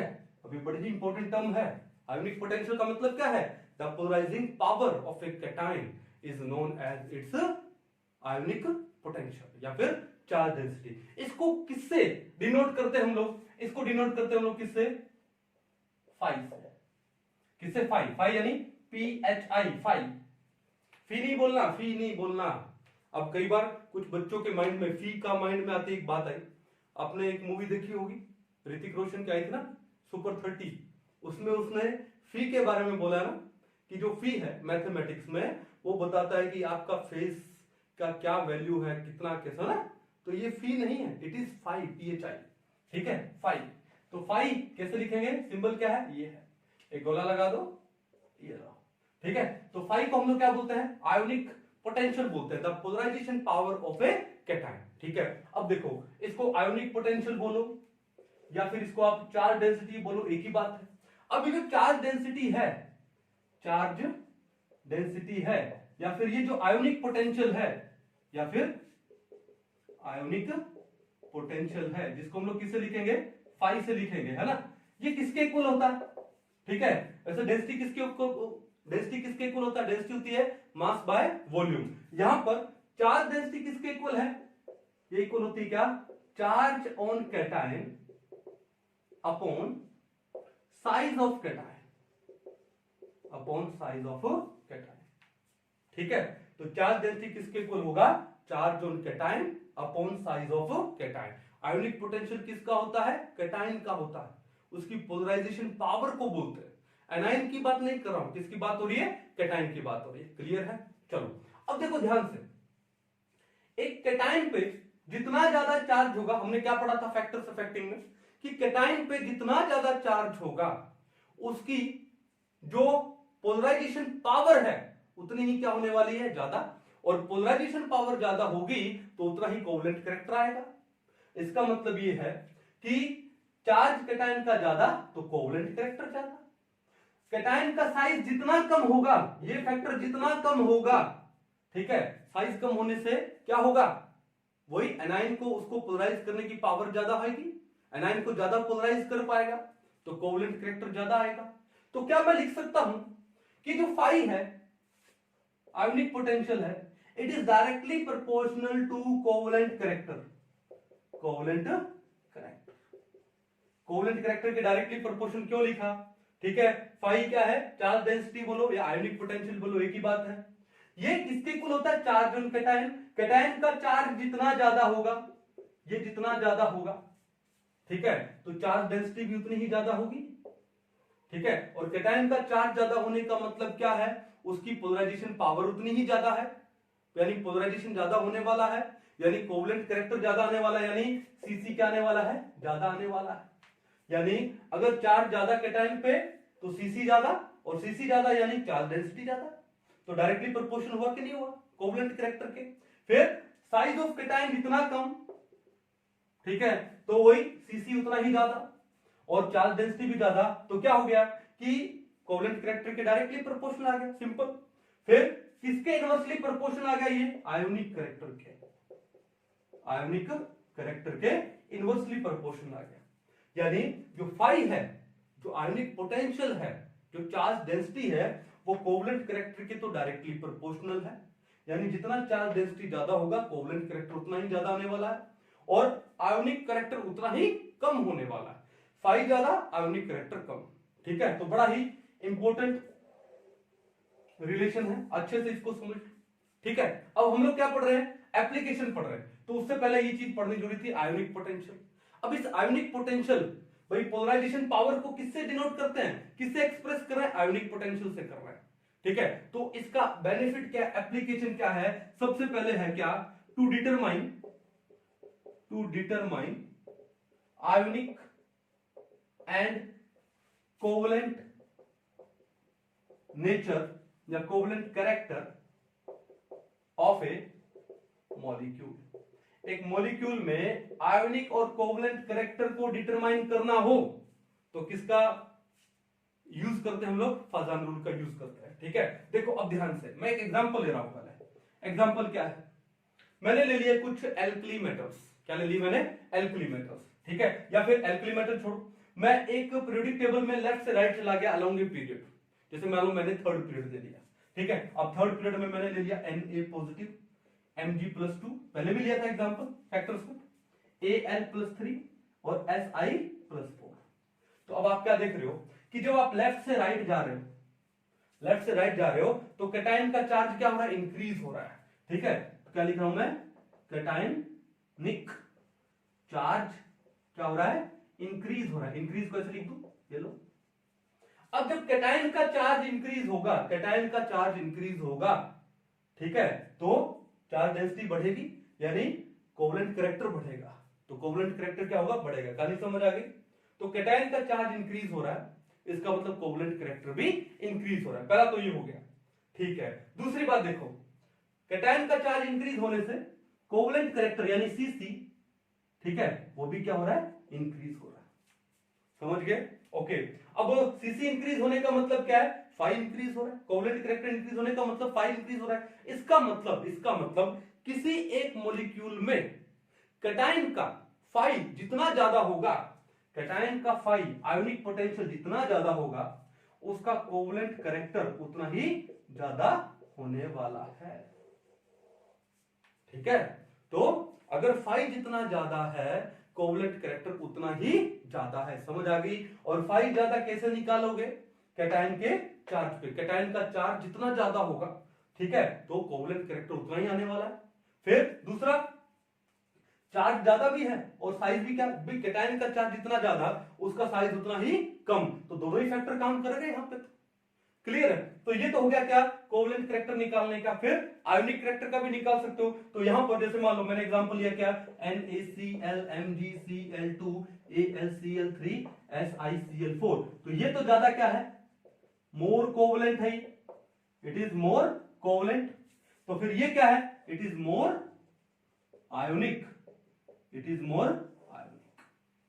ठीक है, यानी अगर आपको एक मॉलिक्यूल में ज्यादा कोवलेंट कैरेक्टर या आयोनिक कैरेक्टर डिटरमाइन करना हो, तो हम लोग कैसे डिटरमाइन कर सकते हैं, by Fajan rule, by phi ionic potential.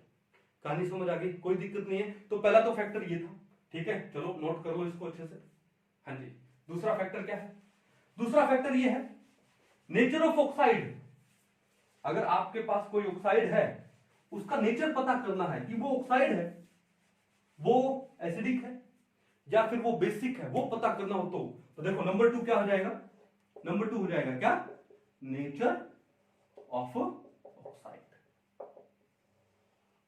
ठीक है, जैसे एग्जांपल लेंगे, सबसे पहले एग्जांपल क्या लिया हम लोगों ने, हम ले लेते हैं एल्कली मेटल्स के ऑक्साइड। अब एल्कली मेटल कौन से, lithium sodium potassium rubidium caesium, इनके ऑक्साइड ले लेते हैं। तो कौन सा आएगा, Li2O lithium oxide, lithium sodium का Na2O, ठीक है, पोटेशियम रुबिडियम Rb2O, फिर caesium, lithium sodium potassium rubidium caesium, francium ले नहीं रहा हूं, रेडियो एक्टिव। ठीक है, अब देखो ये ऑक्साइड है, अब आपको पता करना है कि कौन सा ऑक्साइड है वो एसिडिक है, कौन सा ऑक्साइड बेसिक है। ठीक है, या फिर उनका कोवलेंट कैरेक्टर अपने को पता करना।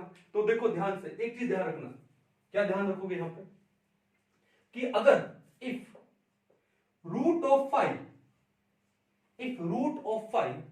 इज ग्रेटर देन 3.2, अगर रूट ऑफ 5 ग्रेटर देन 3.2, तो वो जो ऑक्साइड होगा वो आपका क्या होगा, एसिडिक ऑक्साइड होगा। वो ऑक्साइड क्या होगा, एसिडिक ऑक्साइड होगा, उसका नेचर क्या होने वाला है, एसिडिक होने वाला है। ठीक है, फिर if root of 5 is less than 2.2, less than 2.2, तो वो जो ऑक्साइड है वो क्या होने वाला है, बेसिक होने वाला है। ठीक है, वो क्या होने वाला है, बेसिक। तो सर 2.2 और 3.2 के बीच का क्या हुआ, एम्फोटेरिक। ठीक है, यानी if root of 5 is equal to, किसके बीच में हो, 2.2 से 3.2 के बीच में हो, 2.2 और 3.2 के बीच में हो, तो वो आपका ऑक्साइड कौन सा हो जाएगा, एम्फोटेरिक ऑक्साइड हो जाएगा, एम्फोटेरिक ऑक्साइड। अब एम्फोटेरिक ऑक्साइड का मैं आपको एक एग्जांपल दे दूं, क्या, Al2O3। भैया इस बार जो नीट 2020 का पेपर हुआ, उस नीट 2020 के पेपर में एक कॉलम टाइप का क्वेश्चन था, जिसमें यहां पर Al2O3 आया था, वो कौन सा ऑक्साइड है, एम्फोटेरिक ऑक्साइड है। ठीक है, इसके बारे में डिटेल में पढ़ेंगे, विद ट्रिक्स पढ़ेंगे कि एम्फोटेरिक ऑक्साइड कौन कौन से होते हैं। तो पहले तुम बता दूं, एम्फोटेरिक ऑक्साइड का मतलब क्या होता है, कि जो ऑक्साइड है वो एसिड के साथ भी रिएक्ट करे, बेस के साथ भी रिएक्ट करे। ठीक है, the oxide which reacts both with acids as well as base, they are known as amphoteric oxide. जैसे मान लो Al2O3 एल्यूमिना बोलते हैं, इसका एक नाम और भी है क्या, कोरंडम। ठीक है, या फिर आप ले लो क्या, वाटर ले लो, फिर बेरिलियम ऑक्साइड ले लो, आंटी की आलू बेटी जान कर लेती है पंगा मुझसे, ठीक है। फिर ZNO ले लो। अब ये ट्रिक में मैंने बना रखा है, आगे आने वाले चैप्टर्स में अच्छे से पढ़ेंगे कि ये एम्फोटेरिक ऑक्साइड कौन कौन से होता है, क्योंकि एक बड़ा ही इंपॉर्टेंट क्वेश्चन बनता है इसके ऊपर, which among the following is an amphoteric oxide. अब देखिए प्रीवियस ईयर में काफी बार क्वेश्चन आए हुए हैं, या फिर आपको कॉलम टाइप का क्वेश्चन दे दिया जाएगा, जैसे इस बार नीट 2020 में आया, ठीक है। तो जैसे भी क्वेश्चन दे दिया जाए, एक क्वेश्चन आता है और वो आपका कंफर्म सही होगा, ये मेरी गारंटी है, ठीक है। ट्रिक के साथ पढ़ेंगे, अच्छे से पढ़ेंगे। एसिडिक ऑक्साइड क्या होते हैं, जो क्या करे, एसिड बनाए, जिसको मान लो वाटर के साथ रिएक्ट कराएं तो क्या बनाएगा, एसिड बनाएगा। बेसिक ऑक्साइड क्या होते हैं, जो बेसिक नेचर के होते हैं, वाटर के साथ क्या बनाएंगे, बेस बनाएंगे, तो उनको हम लोग क्या बोलते हैं, बेसिक ऑक्साइड बोलते हैं। क्लियर है, कोई दिक्कत तो नहीं है। चलो, तो बात यह है कि हमको नेचर ऑफ ऑक्साइड पता करना है कि अगर रूट ऑफ 5 का वैल्यू 3.2 से ज्यादा हुआ तो ऑक्साइड है, एसिडिक होगा, और अगर रूट ऑफ 5 का वैल्यू 2.2 से लेस होगा then that oxide will be basic, और अगर रूट ऑफ 5 का वैल्यू 2.2 से 3.2 के बीच में हुआ then that oxide will be an amphoteric oxide, ठीक है। अब देखो यहां पर हमने एल्कली मेटल्स के कुछ एक ऑक्साइड लिए, क्लियर है। अब हमको एक बात पता है कि ऊपर से जब नीचे जाएंगे तो यहां पर ये जो एल्कली मेटल आयन है उसका साइज बढ़ेगा, और जब उसका कैटायन का साइज बढ़ गया, कैटायन का साइज बढ़ना, ये साइज बढ़ गया, तो उसकी चार्ज डेंसिटी क्या हो गई, कम हो गई। और अगर उसकी चार्ज डेंसिटी कम हो गई यानी रूट ऑफ 5 कम हो गया, तो वो क्या हो गया, बेसिक ऑक्साइड हो गया। क्या हो गया, बेसिक। यानी अगर मैं इन ऑक्साइड में बेसिक कैरेक्टर पता करना चाहूं तो caesium oxide is most basic. दोबारा से देख लो ध्यान से, कैसे, ऊपर से नीचे जाने पे कैटायन का साइज इंक्रीज होता है क्योंकि नंबर ऑफ शेल इंक्रीज होता है। अब जब कैटायन और एनायन आपका सेम है ऑक्साइड, जब कैटायन का साइज इंक्रीज हो गया तो क्या होगा, तो उसकी इस एनायन को पोलराइज करने की पावर कम हो गई, यानी उसका फाई कम हो गया, ठीक है। साइज कैटायन का इंक्रीज हो गया तो फाई क्या हो गया, कम हो गया, चार्ज डेंसिटी कम हो गई। और अगर फाई कम हो गया, फाई कम हो गया, 2.2 से भी कम हो गया, तो वो क्या हो जाता है, बेसिक ऑक्साइड हो जाता है। तो इसका मतलब है कि यहां पर जो अगर मैं लिथियम ऑक्साइड की बात करूं, ठीक है, ये क्या हो जाता है, ये एसिडिक हो जाता है, ठीक है। और नीचे जाऊं तो बेसिक कैरेक्टर इंक्रीज हो जाता है। तो देखो नीचे जाने से बेसिक नेचर या basic character increases, basic character क्या हो जाता है, इंक्रीज हो जाता है। कहानी समझ के कोई इशू नहीं है, एक बार इसको नोट करो। 2 पॉइंट हो गए हमारे, ठीक है। चलो अभी चलते हैं नेक्स्ट पॉइंट पे, ठीक है। नेक्स्ट पॉइंट पे हमको इसकी जरूरत पड़ेगी। चलिए ओके, तो देखो नेक्स्ट पॉइंट क्या है, नंबर 3 क्या है, टू डिटरमाइन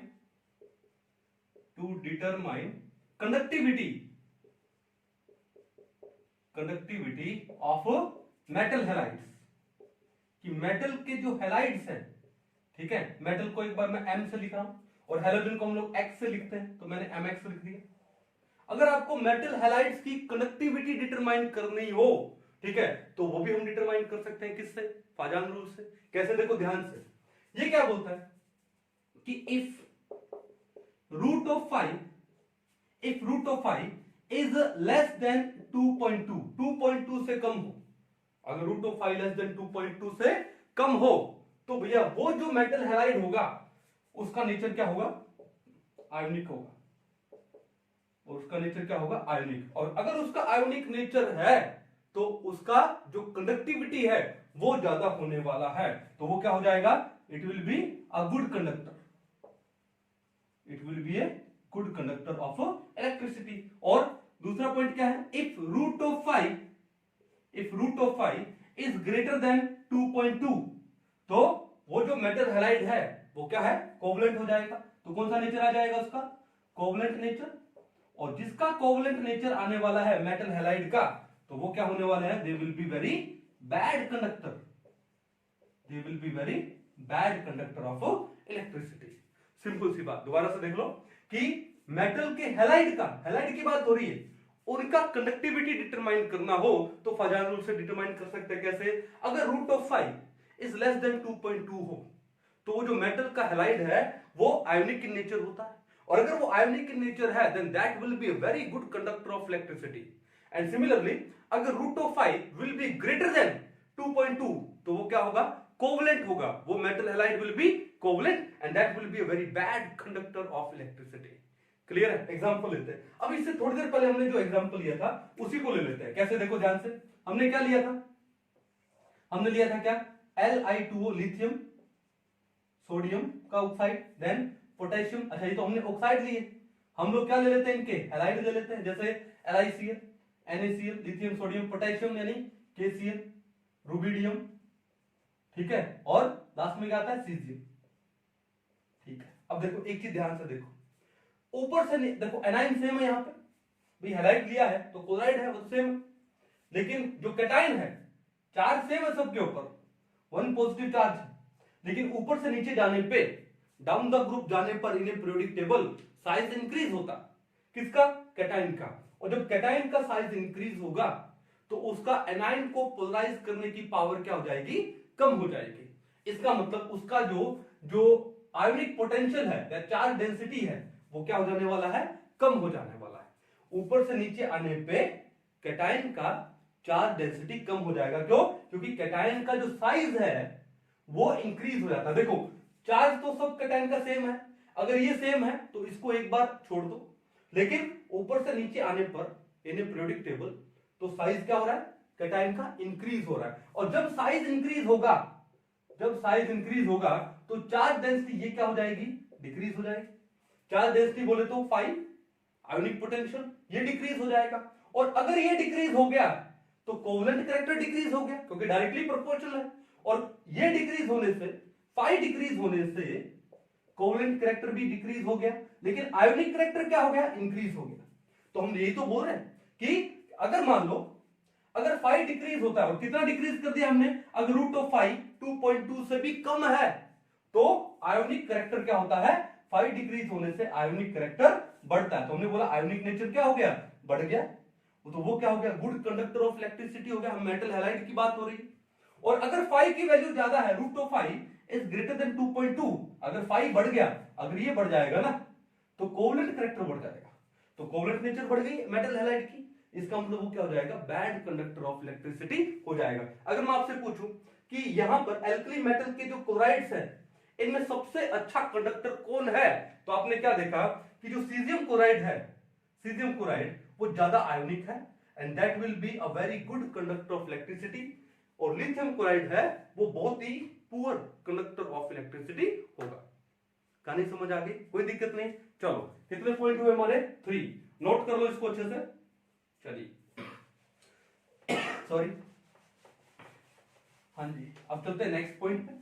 नेक्स्ट पॉइंट क्या है, complex forming tendency to determine complex forming tendency. Point number 4 क्या है, कॉम्प्लेक्स फॉर्मिंग टेंडेंसी। देखो ध्यान से, एक कैटाइन का साइज जितना कम होगा उसका कॉम्प्लेक्स फॉर्मेशन टेंडेंसी उतना ही ज्यादा होने वाली है। अब ये जो कॉम्प्लेक्स कंपाउंड्स, आपके क्लास 12 में एक पूरा चैप्टर आने वाला है कोऑर्डिनेशन कंपाउंड्स, उसके अंदर डिटेल में दिया जाएगा। अभी आपको हल्का सा ब्रीफ में बता देता हूं, ठीक है। तो कहने का मतलब है कि कैटाइन का साइज जितना कम है उसका कॉम्प्लेक्स फॉर्मेशन टेंडेंसी उतना ही ज्यादा होता है।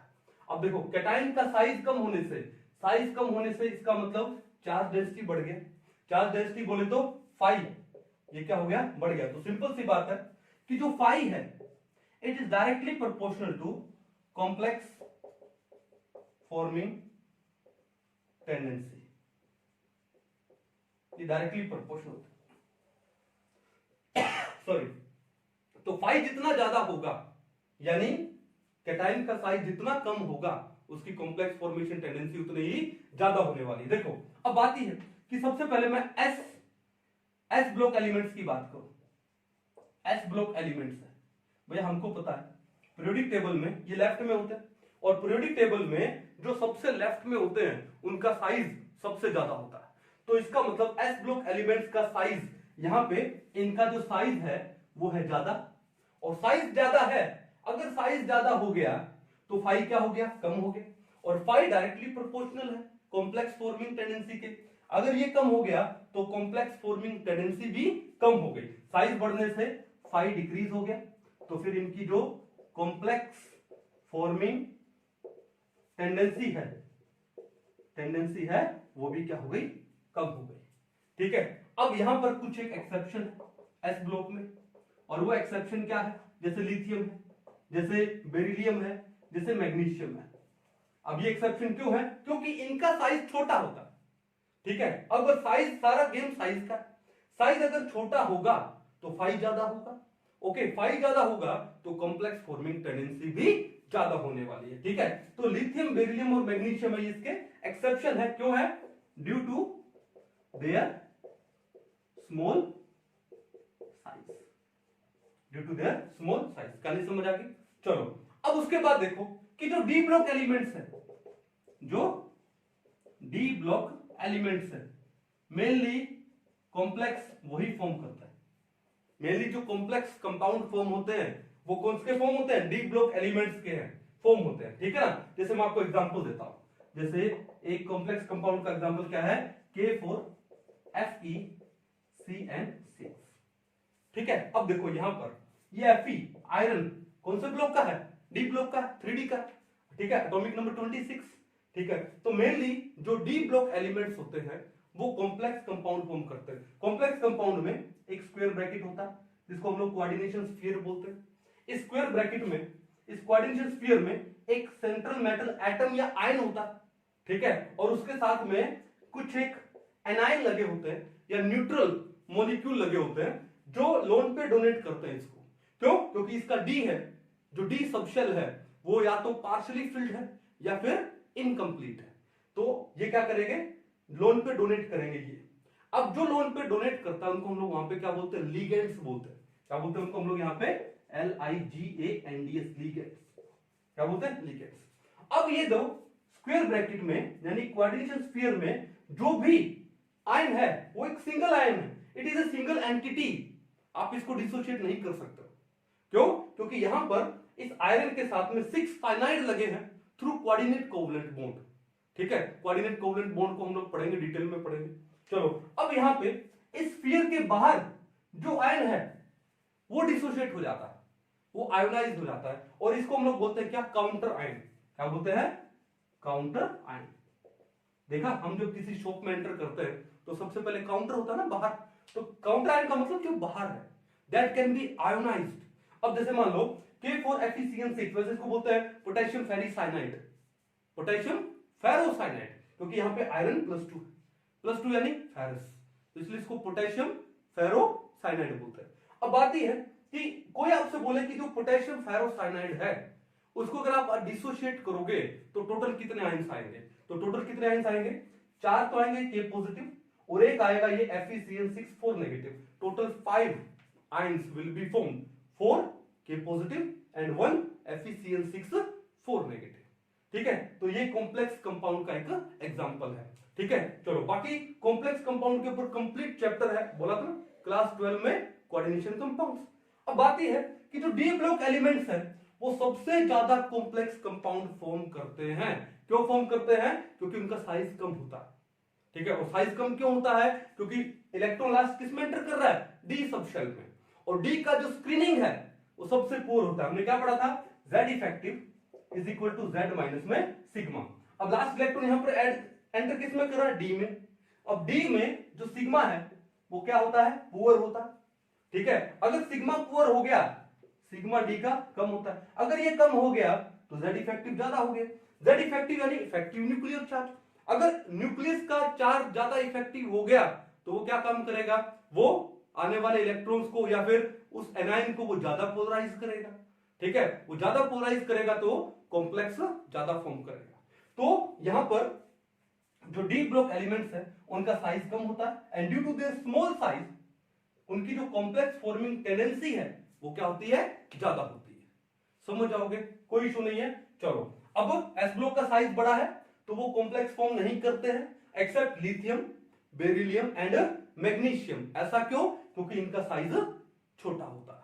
कर पाओगे? चलो मिटा दिया जाए इसको। चलिए कितने पॉइंट हो गए हमारे यहाँ पे? 4 पॉइंट हो गए। अब चलते हैं नेक्स्ट पॉइंट। चलिए आई होप अच्छे से आपको डिटेल में समझ आ रहा होगा, है ना? तो नेक्स्ट पॉइंट है यहां पर कौन सा? Thermal stability of metal carbonates.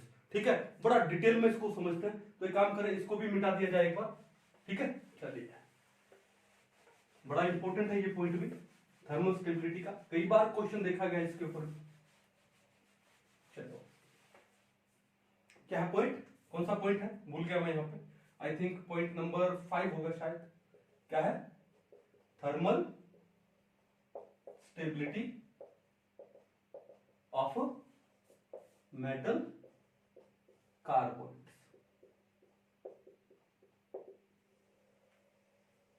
हमने क्या पढ़ा था यहाँ पे? जो फाई है it is directly proportional to covalent character and it is inversely proportional to ionic character. ठीक है, ये तो पढ़ा था। चलो अब बात यह है कि फजान रूल से हम लोग थर्मल स्टेबिलिटी भी निकाल सकते हैं कि कौन से मेटल कार्बोनेट का थर्मल स्टेबिलिटी ज्यादा है और कौन से मेटल कार्बोनेट का थर्मल स्टेबिलिटी कम है। कैसे? देखो ध्यान से। मान लो मैंने एक मेटल कार्बोनेट लिया, पहले इसको समझते हैं। मैंने एक मेटल कार्बोनेट लिया। क्या लिया हम लोगों ने यहाँ पे? हमने लिया जैसे मान लो कि M2CO3। क्या लिया हम लोगों ने? M2CO3। क्लियर? चलो अब देखो M2CO3 का डायग्राम बनाते हैं। कैसे? कि C, ओके, उसके बाद डबल बॉन्ड O, ठीक है, फिर O नेगेटिव, O नेगेटिव। ये तो कार्बोनेट का स्ट्रक्चर हो गया। फिर M2, मान लो यहां पर एक M पॉजिटिव है, यहां भी क्या है? एक M पॉजिटिव। क्लियर है? चलो अब हुआ क्या? इसको मैं एक बार छोड़ता हूं, इसको मैं एक बार छोड़ रहा हूं। ठीक है, इसको समझते हैं ध्यान से। अब बात यह है कि ये है आपका कैटायन और ये है आपका एनायन। और हमने क्या पढ़ा कि कैटायन का साइज जितना छोटा होगा, कैटायन का साइज ऑफ कैटायन जितना कम होगा, उसकी इस एनायन को पोलराइज करने की पावर उतनी ही ज्यादा होगी। यानी उसकी जो पोलराइजिंग पावर उतनी ही ज्यादा होगी। और कैटायन की पोलराइजिंग पावर को हम किससे डिनोट करते हैं? फाई से। उसका फाई उतना ही ज्यादा होगा। फाई ज्यादा होने का मतलब क्या है? कि जो कोवलेंट कैरेक्टर है, उसका जो कोवलेंट कैरेक्टर सीसी, वो भी उतना ही ज्यादा होगा। सिंपल सी बात है। अब देखो यहां पर मेटल का साइज जितना छोटा है, इस एनायन को उतना ही क्या करेगा? वो पोलराइज करेगा। पोलराइज करने से क्या होगा? कोवलेंट कैरेक्टर बढ़ेगा। यानी यहां पर इस मेटल में और इस ऑक्सीजन में जो बॉन्ड है वो थोड़ा सा क्या हो जाएगा? स्ट्रॉन्ग हो जाएगा। जब ये बॉन्ड स्ट्रॉन्ग हो रहा है तो ये वाला बॉन्ड है वो थोड़ा सा क्या हो जाएगा? वीक हो जाएगा। भाई एक स्ट्रॉन्ग होगा तो फैक्ट है दूसरा वीक होने वाला है। ऐसा तो नहीं कि दोनों के दोनों स्ट्रॉन्ग होने वाले। ठीक है, तो अगर ये बॉन्ड स्ट्रॉन्ग हो रहा है तो ये मेटल और ऑक्सीजन का जो बॉन्ड है, मैं लिख दूं कि जो मेटल ऑक्सीजन बॉन्ड है वो स्ट्रॉन्ग होने वाला है। स्ट्रॉन्ग होने वाला, ग्रेटर देन का मतलब स्ट्रॉन्गर देन कार्बन, इस कार्बन ऑक्सीजन बॉन्ड से। ठीक है, ये बात समझ आ गई। अब इससे होगा क्या कि जब आप इसको हीट करोगे, थर्मल का मतलब क्या है? हीटिंग। जब आप इसको हीट करोगे तो जो बॉन्ड वीक है वही तो टूटेगा। और बॉन्ड कौन सा वीक हो रहा है? इस कार्बन ऑक्सीजन का बॉन्ड वीक हो रहा है, तो ये बॉन्ड टूट गया। अब जब ये बॉन्ड टूट गया यहां पर, तो ये क्या बन गया? ये बन गया आपका MO प्लस में ये क्या जाएगा यहां पर? CO2 आ जाएगा। क्या जाएगा? CO2। MO प्लस में CO2। समझ आ गई ना बात? कहने का मतलब ये है कि अगर कैटायन का साइज छोटा है, मेटल कार्बोनेट में अगर मेटल आयन का साइज या कैटायन का साइज छोटा है तो एनायन को उतना ही ज्यादा पोलराइज करेगा। तो मेटल में और इस ऑक्सीजन में बॉन्ड थोड़ा स्ट्रॉन्ग हो जाएगा। ये बॉन्ड स्ट्रॉन्ग हो गया तो कार्बन और ऑक्सीजन का बॉन्ड थोड़ा वीक हो जाएगा। जब आप इसको हीट करोगे तो ये कौन सा बॉन्ड टूटने वाला है? जो बॉन्ड वीक हुआ, यानी कार्बन एंड ऑक्सीजन का बॉन्ड वीक हुआ, वो बॉन्ड टूट जाएगा। तो ये क्या बन जाएगा? MO प्लस में CO2। यानी अगर ये बॉन्ड टूट गया तो थर्मली स्टेबल हुआ या अनस्टेबल हुआ? अनस्टेबल हुआ। इसका मतलब क्या है कि जितना कोवलेंट कैरेक्टर ज्यादा है मेटल कार्बोनेट में, उतना ही उसकी स्टेबिलिटी, थर्मल स्टेबिलिटी कम है। ठीक है, तो कोवलेंट कैरेक्टर इंक्रीज हो गया तो उसकी जो थर्मल स्टेबिलिटी है वो क्या हो गई, डिक्रीज हो गई।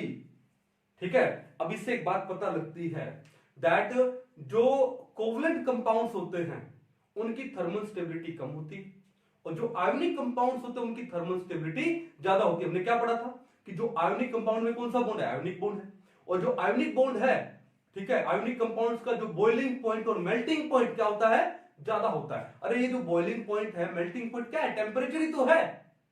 ठीक है, तो मेल्टिंग पॉइंट ज्यादा है, इसका मतलब थर्मल स्टेबिलिटी ज्यादा है, किसका, आयोनिक कंपाउंड का। तो कहने का मतलब है कि अगर कोवलेंट कैरेक्टर इंक्रीज होता है तो थर्मल स्टेबिलिटी डिक्रीज होती है।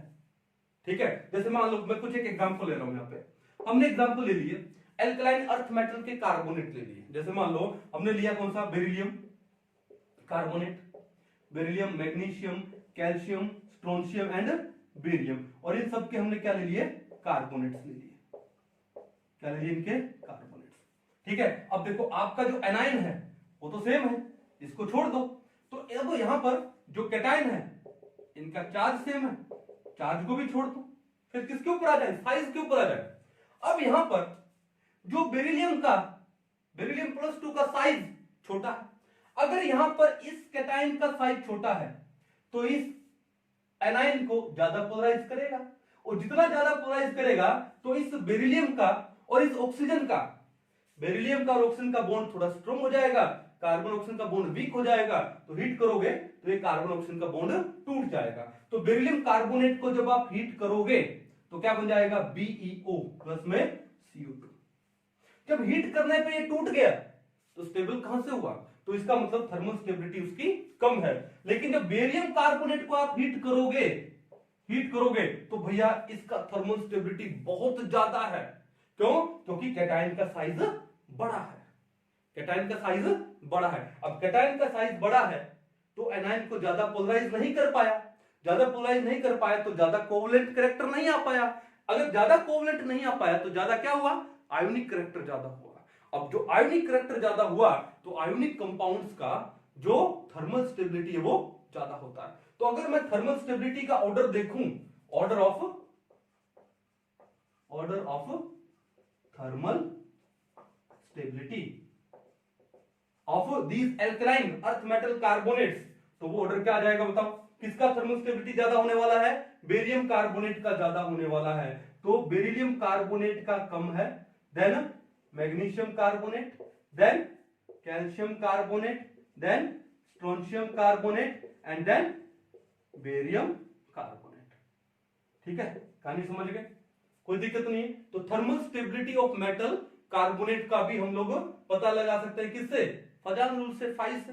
भाई जहां पर फाई ज्यादा यानी कोवलेंट कैरेक्टर ज्यादा, तो उन कार्बोनेट्स का जो थर्मल स्टेबिलिटी कम, कोवलेंट कैरेक्टर ज्यादा है तो थर्मल स्टेबिलिटी उन कार्बोनेट्स का कम है। आयोनिक कैरेक्टर ज्यादा है तो थर्मल स्टेबिलिटी क्या है, कोवलेंट ज्यादा, थर्मल स्टेबिलिटी कम, आयोनिक ज्यादा तो थर्मल स्टेबिलिटी भी ज्यादा। समझ जाओगे, कोई दिक्कत नहीं है। ठीक है, चलो इसको नोट करो अच्छे से, इंपॉर्टेंट पॉइंट है ये भी। अब चलते हैं नेक्स्ट पॉइंट है, नंबर 6 पे। नंबर 6 क्या है आपका, कलर इंपार्टिंग नेचर। नंबर 6 क्या है, कलर फॉर्मेशन या colour imparting nature. Number 6 colour पे आ जाता है। ठीक है, कलर इंपार्टिंग नेचर। एक सिंपल सी बात समझ लो कि जो कोवलेंट कंपाउंड्स होते हैं they are more coloured as compare to ionic compounds. ठीक है, मोस्ट ऑफ दी जो आपको आयोनिक कंपाउंड मिलेंगे ना तो आपको क्या मिल जाएंगे, व्हाइट मिल जाएगा या कलरलेस मिल जाएगा। जैसे मान लो NaCl, हम जो घरों में सोडियम क्लोराइड यूज करते हैं, टेबल सॉल्ट यूज करते हैं, क्या कलर है उसका, व्हाइट कलर है। क्या कलर है, व्हाइट कलर है। तो मोस्ट ऑफ दी जो आयोनिक कंपाउंड, और सोडियम क्लोराइड क्या है, तो आयोनिक है, तो most of the ionic compound है दे आर इधर कलरलेस या फिर क्या होते हैं, व्हाइट कलर के होते हैं। ठीक है, या फिर अगर उनका कलर होगा तो बहुत ही लाइट कलर होगा। लेकिन जो कोवलेंट कंपाउंड होते हैं वो आपको कलर्ड मिलेंगे और उनका कलर भी क्या होगा, डार्क होगा।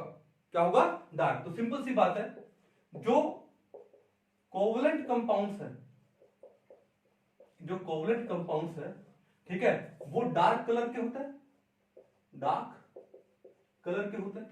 और जो आयोनिक कंपाउंड्स है, आयोनिक कंपाउंड्स है, ठीक है, वो या तो आपको मिलेंगे कलरलेस, ठीक है, या फिर व्हाइट, या फिर क्या मिलेंगे, लाइट इन कलर।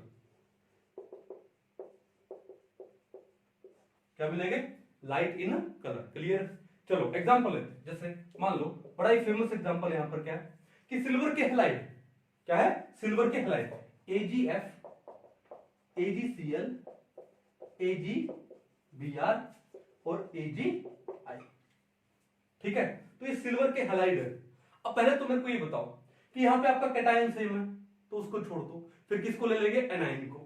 एनाइन का साइज किसका ज्यादा है, ऑब्वियसली इस I का साइज ज्यादा है, I नेगेटिव का, ठीक है। तो स्मॉल कैटायन लार्ज एनाइन, तो ये ज्यादा क्या होगा, कोवलेंट होगा। ये क्या होगा, मोर कोवलेंट होगा। ये कोवलेंट है, AgBr भी कोवलेंट है, AgCl भी कोवलेंट है, और लेकिन AgF क्या है, ये आपका आयोनिक है, ठीक है ना। अब देखो ध्यान से कि अगर मैं कोवलेंट कैरेक्टर का ऑर्डर देखूं तो ज्यादा कोवलेंट कौन है, AgI इज मोर कोवलेंट। किसका ऑर्डर ले रहा हूं यहां पे, कोवलेंट कैरेक्टर का ऑर्डर ले रहा हूं।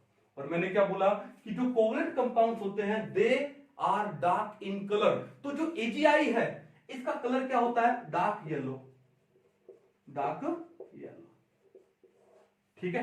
और जो AgBr है, अब देखो धीरे धीरे जैसे बैक में आएंगे तो क्या होगा, कोवलेंट कैरेक्टर डिक्रीज होगा, आयोनिक कैरेक्टर इंक्रीज होगा। तो जो AgBr है उसका कलर क्या होता है, इसका कलर होता है क्या, लाइट येलो, लाइट येलो। जो AgCl होता है it is white in colour, ये व्हाइट कलर का होता है। और जो AgF है भैया ये तो कलरलेस होता है, ये आयोनिक कंपाउंड है, कलरलेस है, सिंपल। इसका मतलब सिंपल सी बात ये है कि अगर फाई ज्यादा है, फाई ज्यादा होने का मतलब क्या है, जो covalent character CC covalent character वो ज्यादा है, और अगर कोवलेंट कैरेक्टर ज्यादा है तो कलर क्या होने वाला है, ज्यादा डार्क होने वाला है, कलर क्या होने वाला है, डार्क होने वाला है। क्लियर है। और अगर फाई कम हुआ तो फिर क्या हुआ, कोवलेंट कैरेक्टर कम है यानी IC आयोनिक कैरेक्टर वो ज्यादा है, और आयोनिक कैरेक्टर ज्यादा है तो क्या होगा, जो कलर डार्क नहीं होगा वो क्या होगा, या तो कलरलेस होगा, व्हाइट होगा, और लाइट इन कलर होगा। कहानी समझ आ गई। इसका मतलब फजान रूल से हम लोग कलर भी पता कर सकते हैं, ठीक है। कोवलेंट कैरेक्टर ज्यादा तो कलर ज्यादा डार्क, और आयोनिक कैरेक्टर ज्यादा तो कलर लाइट या कलरलेस या फिर व्हाइट इन कलर। सिंपल है, बड़ा ही इंपॉर्टेंट एग्जांपल था ये। चलो अब उसके बाद नेक्स्ट पॉइंट कौन सा आता है, नंबर 7। सिंपल सा पॉइंट है क्या, डायगोनल रिलेशनशिप। क्या है, डायगोनल रिलेशनशिप। ध्यान से पढ़ेंगे, सिंपल सा है ये भी। पॉइंट नंबर 7, डायगोनल रिलेशनशिप, ठीक है। डायगोनल रिलेशनशिप समझते हो ना आप लोग, ठीक है। बचपन में देखा होगा ना, इस छत पे पतंग उड़ा रहे हैं तो बगल वाली छत पे किसी लड़की पे तो नजर पड़ जाती होगी ना, तो डायगोनल रिलेशनशिप बोलते हैं उसको, कि आपकी कुछ एक प्रॉपर्टीज सिमिलर हो गई। तो भैया बात ही है कि जैसे मान लो, किसका एग्जांपल लूं, बेरिलियम का Be+2, ठीक है। बेरिलियम सेकंड पीरियड का है। अब बेरिलियम के नीचे कौन आता है, मैग्नीशियम आता है, और मैग्नीशियम के नीचे, मैग्नीशियम के बगल में कौन आता है, एल्यूमिनियम। एल्यूमिनियम पे +3, मैग्नीशियम पे +2, मैं कैटायन ले रहा हूं सिर्फ। अब डायगोनल का मतलब क्या हुआ कि जो सेकंड पीरियड का बेरिलियम है +2 है, इसकी बहुत सारी प्रॉपर्टीज थर्ड पीरियड के एल्यूमिनियम से मिलती है। डायगोनल, डायगोनल समझ रहे हो ना, एक है ना, तो इसको बोलते हैं डायगोनल रिलेशनशिप। यानी Be+2 का जो फाई है वो Al+3 के फाई के क्या होता है, इक्वल होता है। Phi of Be+2 is equal to phi of Al+3। इनका जो फाई है, इनका जो आयोनिक पोटेंशियल है, चार्ज डेंसिटी है, इनका सेम होता है। अब इस सेम होने से क्या हुआ, इनकी बहुत सारी प्रॉपर्टी सिमिलर हो जाती है। जैसे मान लो कि जो BeO है, बेरिलियम का ऑक्साइड बना BeO, एल्यूमिनियम का ऑक्साइड क्या बना Al2O3, and both are amphoteric in nature. मैंने आपको एक प्रॉपर्टी बता दी कि दोनों के दोनों एम्फोटेरिक होते हैं, नेचर मिल गई ना।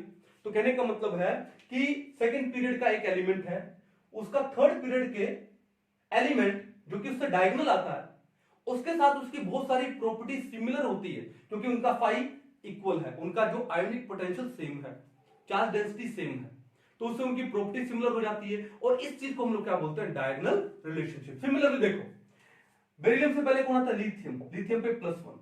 अब देखो लिथियम +1 की बहुत सारी प्रॉपर्टी मैग्नीशियम से सिमिलर है, तो लिथियम मैग्नीशियम के साथ क्या बनाता है, डायगोनल रिलेशनशिप बनाता है। सिमिलरली बेरिलियम भी एल्यूमिनियम के साथ क्या बनाता है, डायगोनल रिलेशनशिप बनाता है।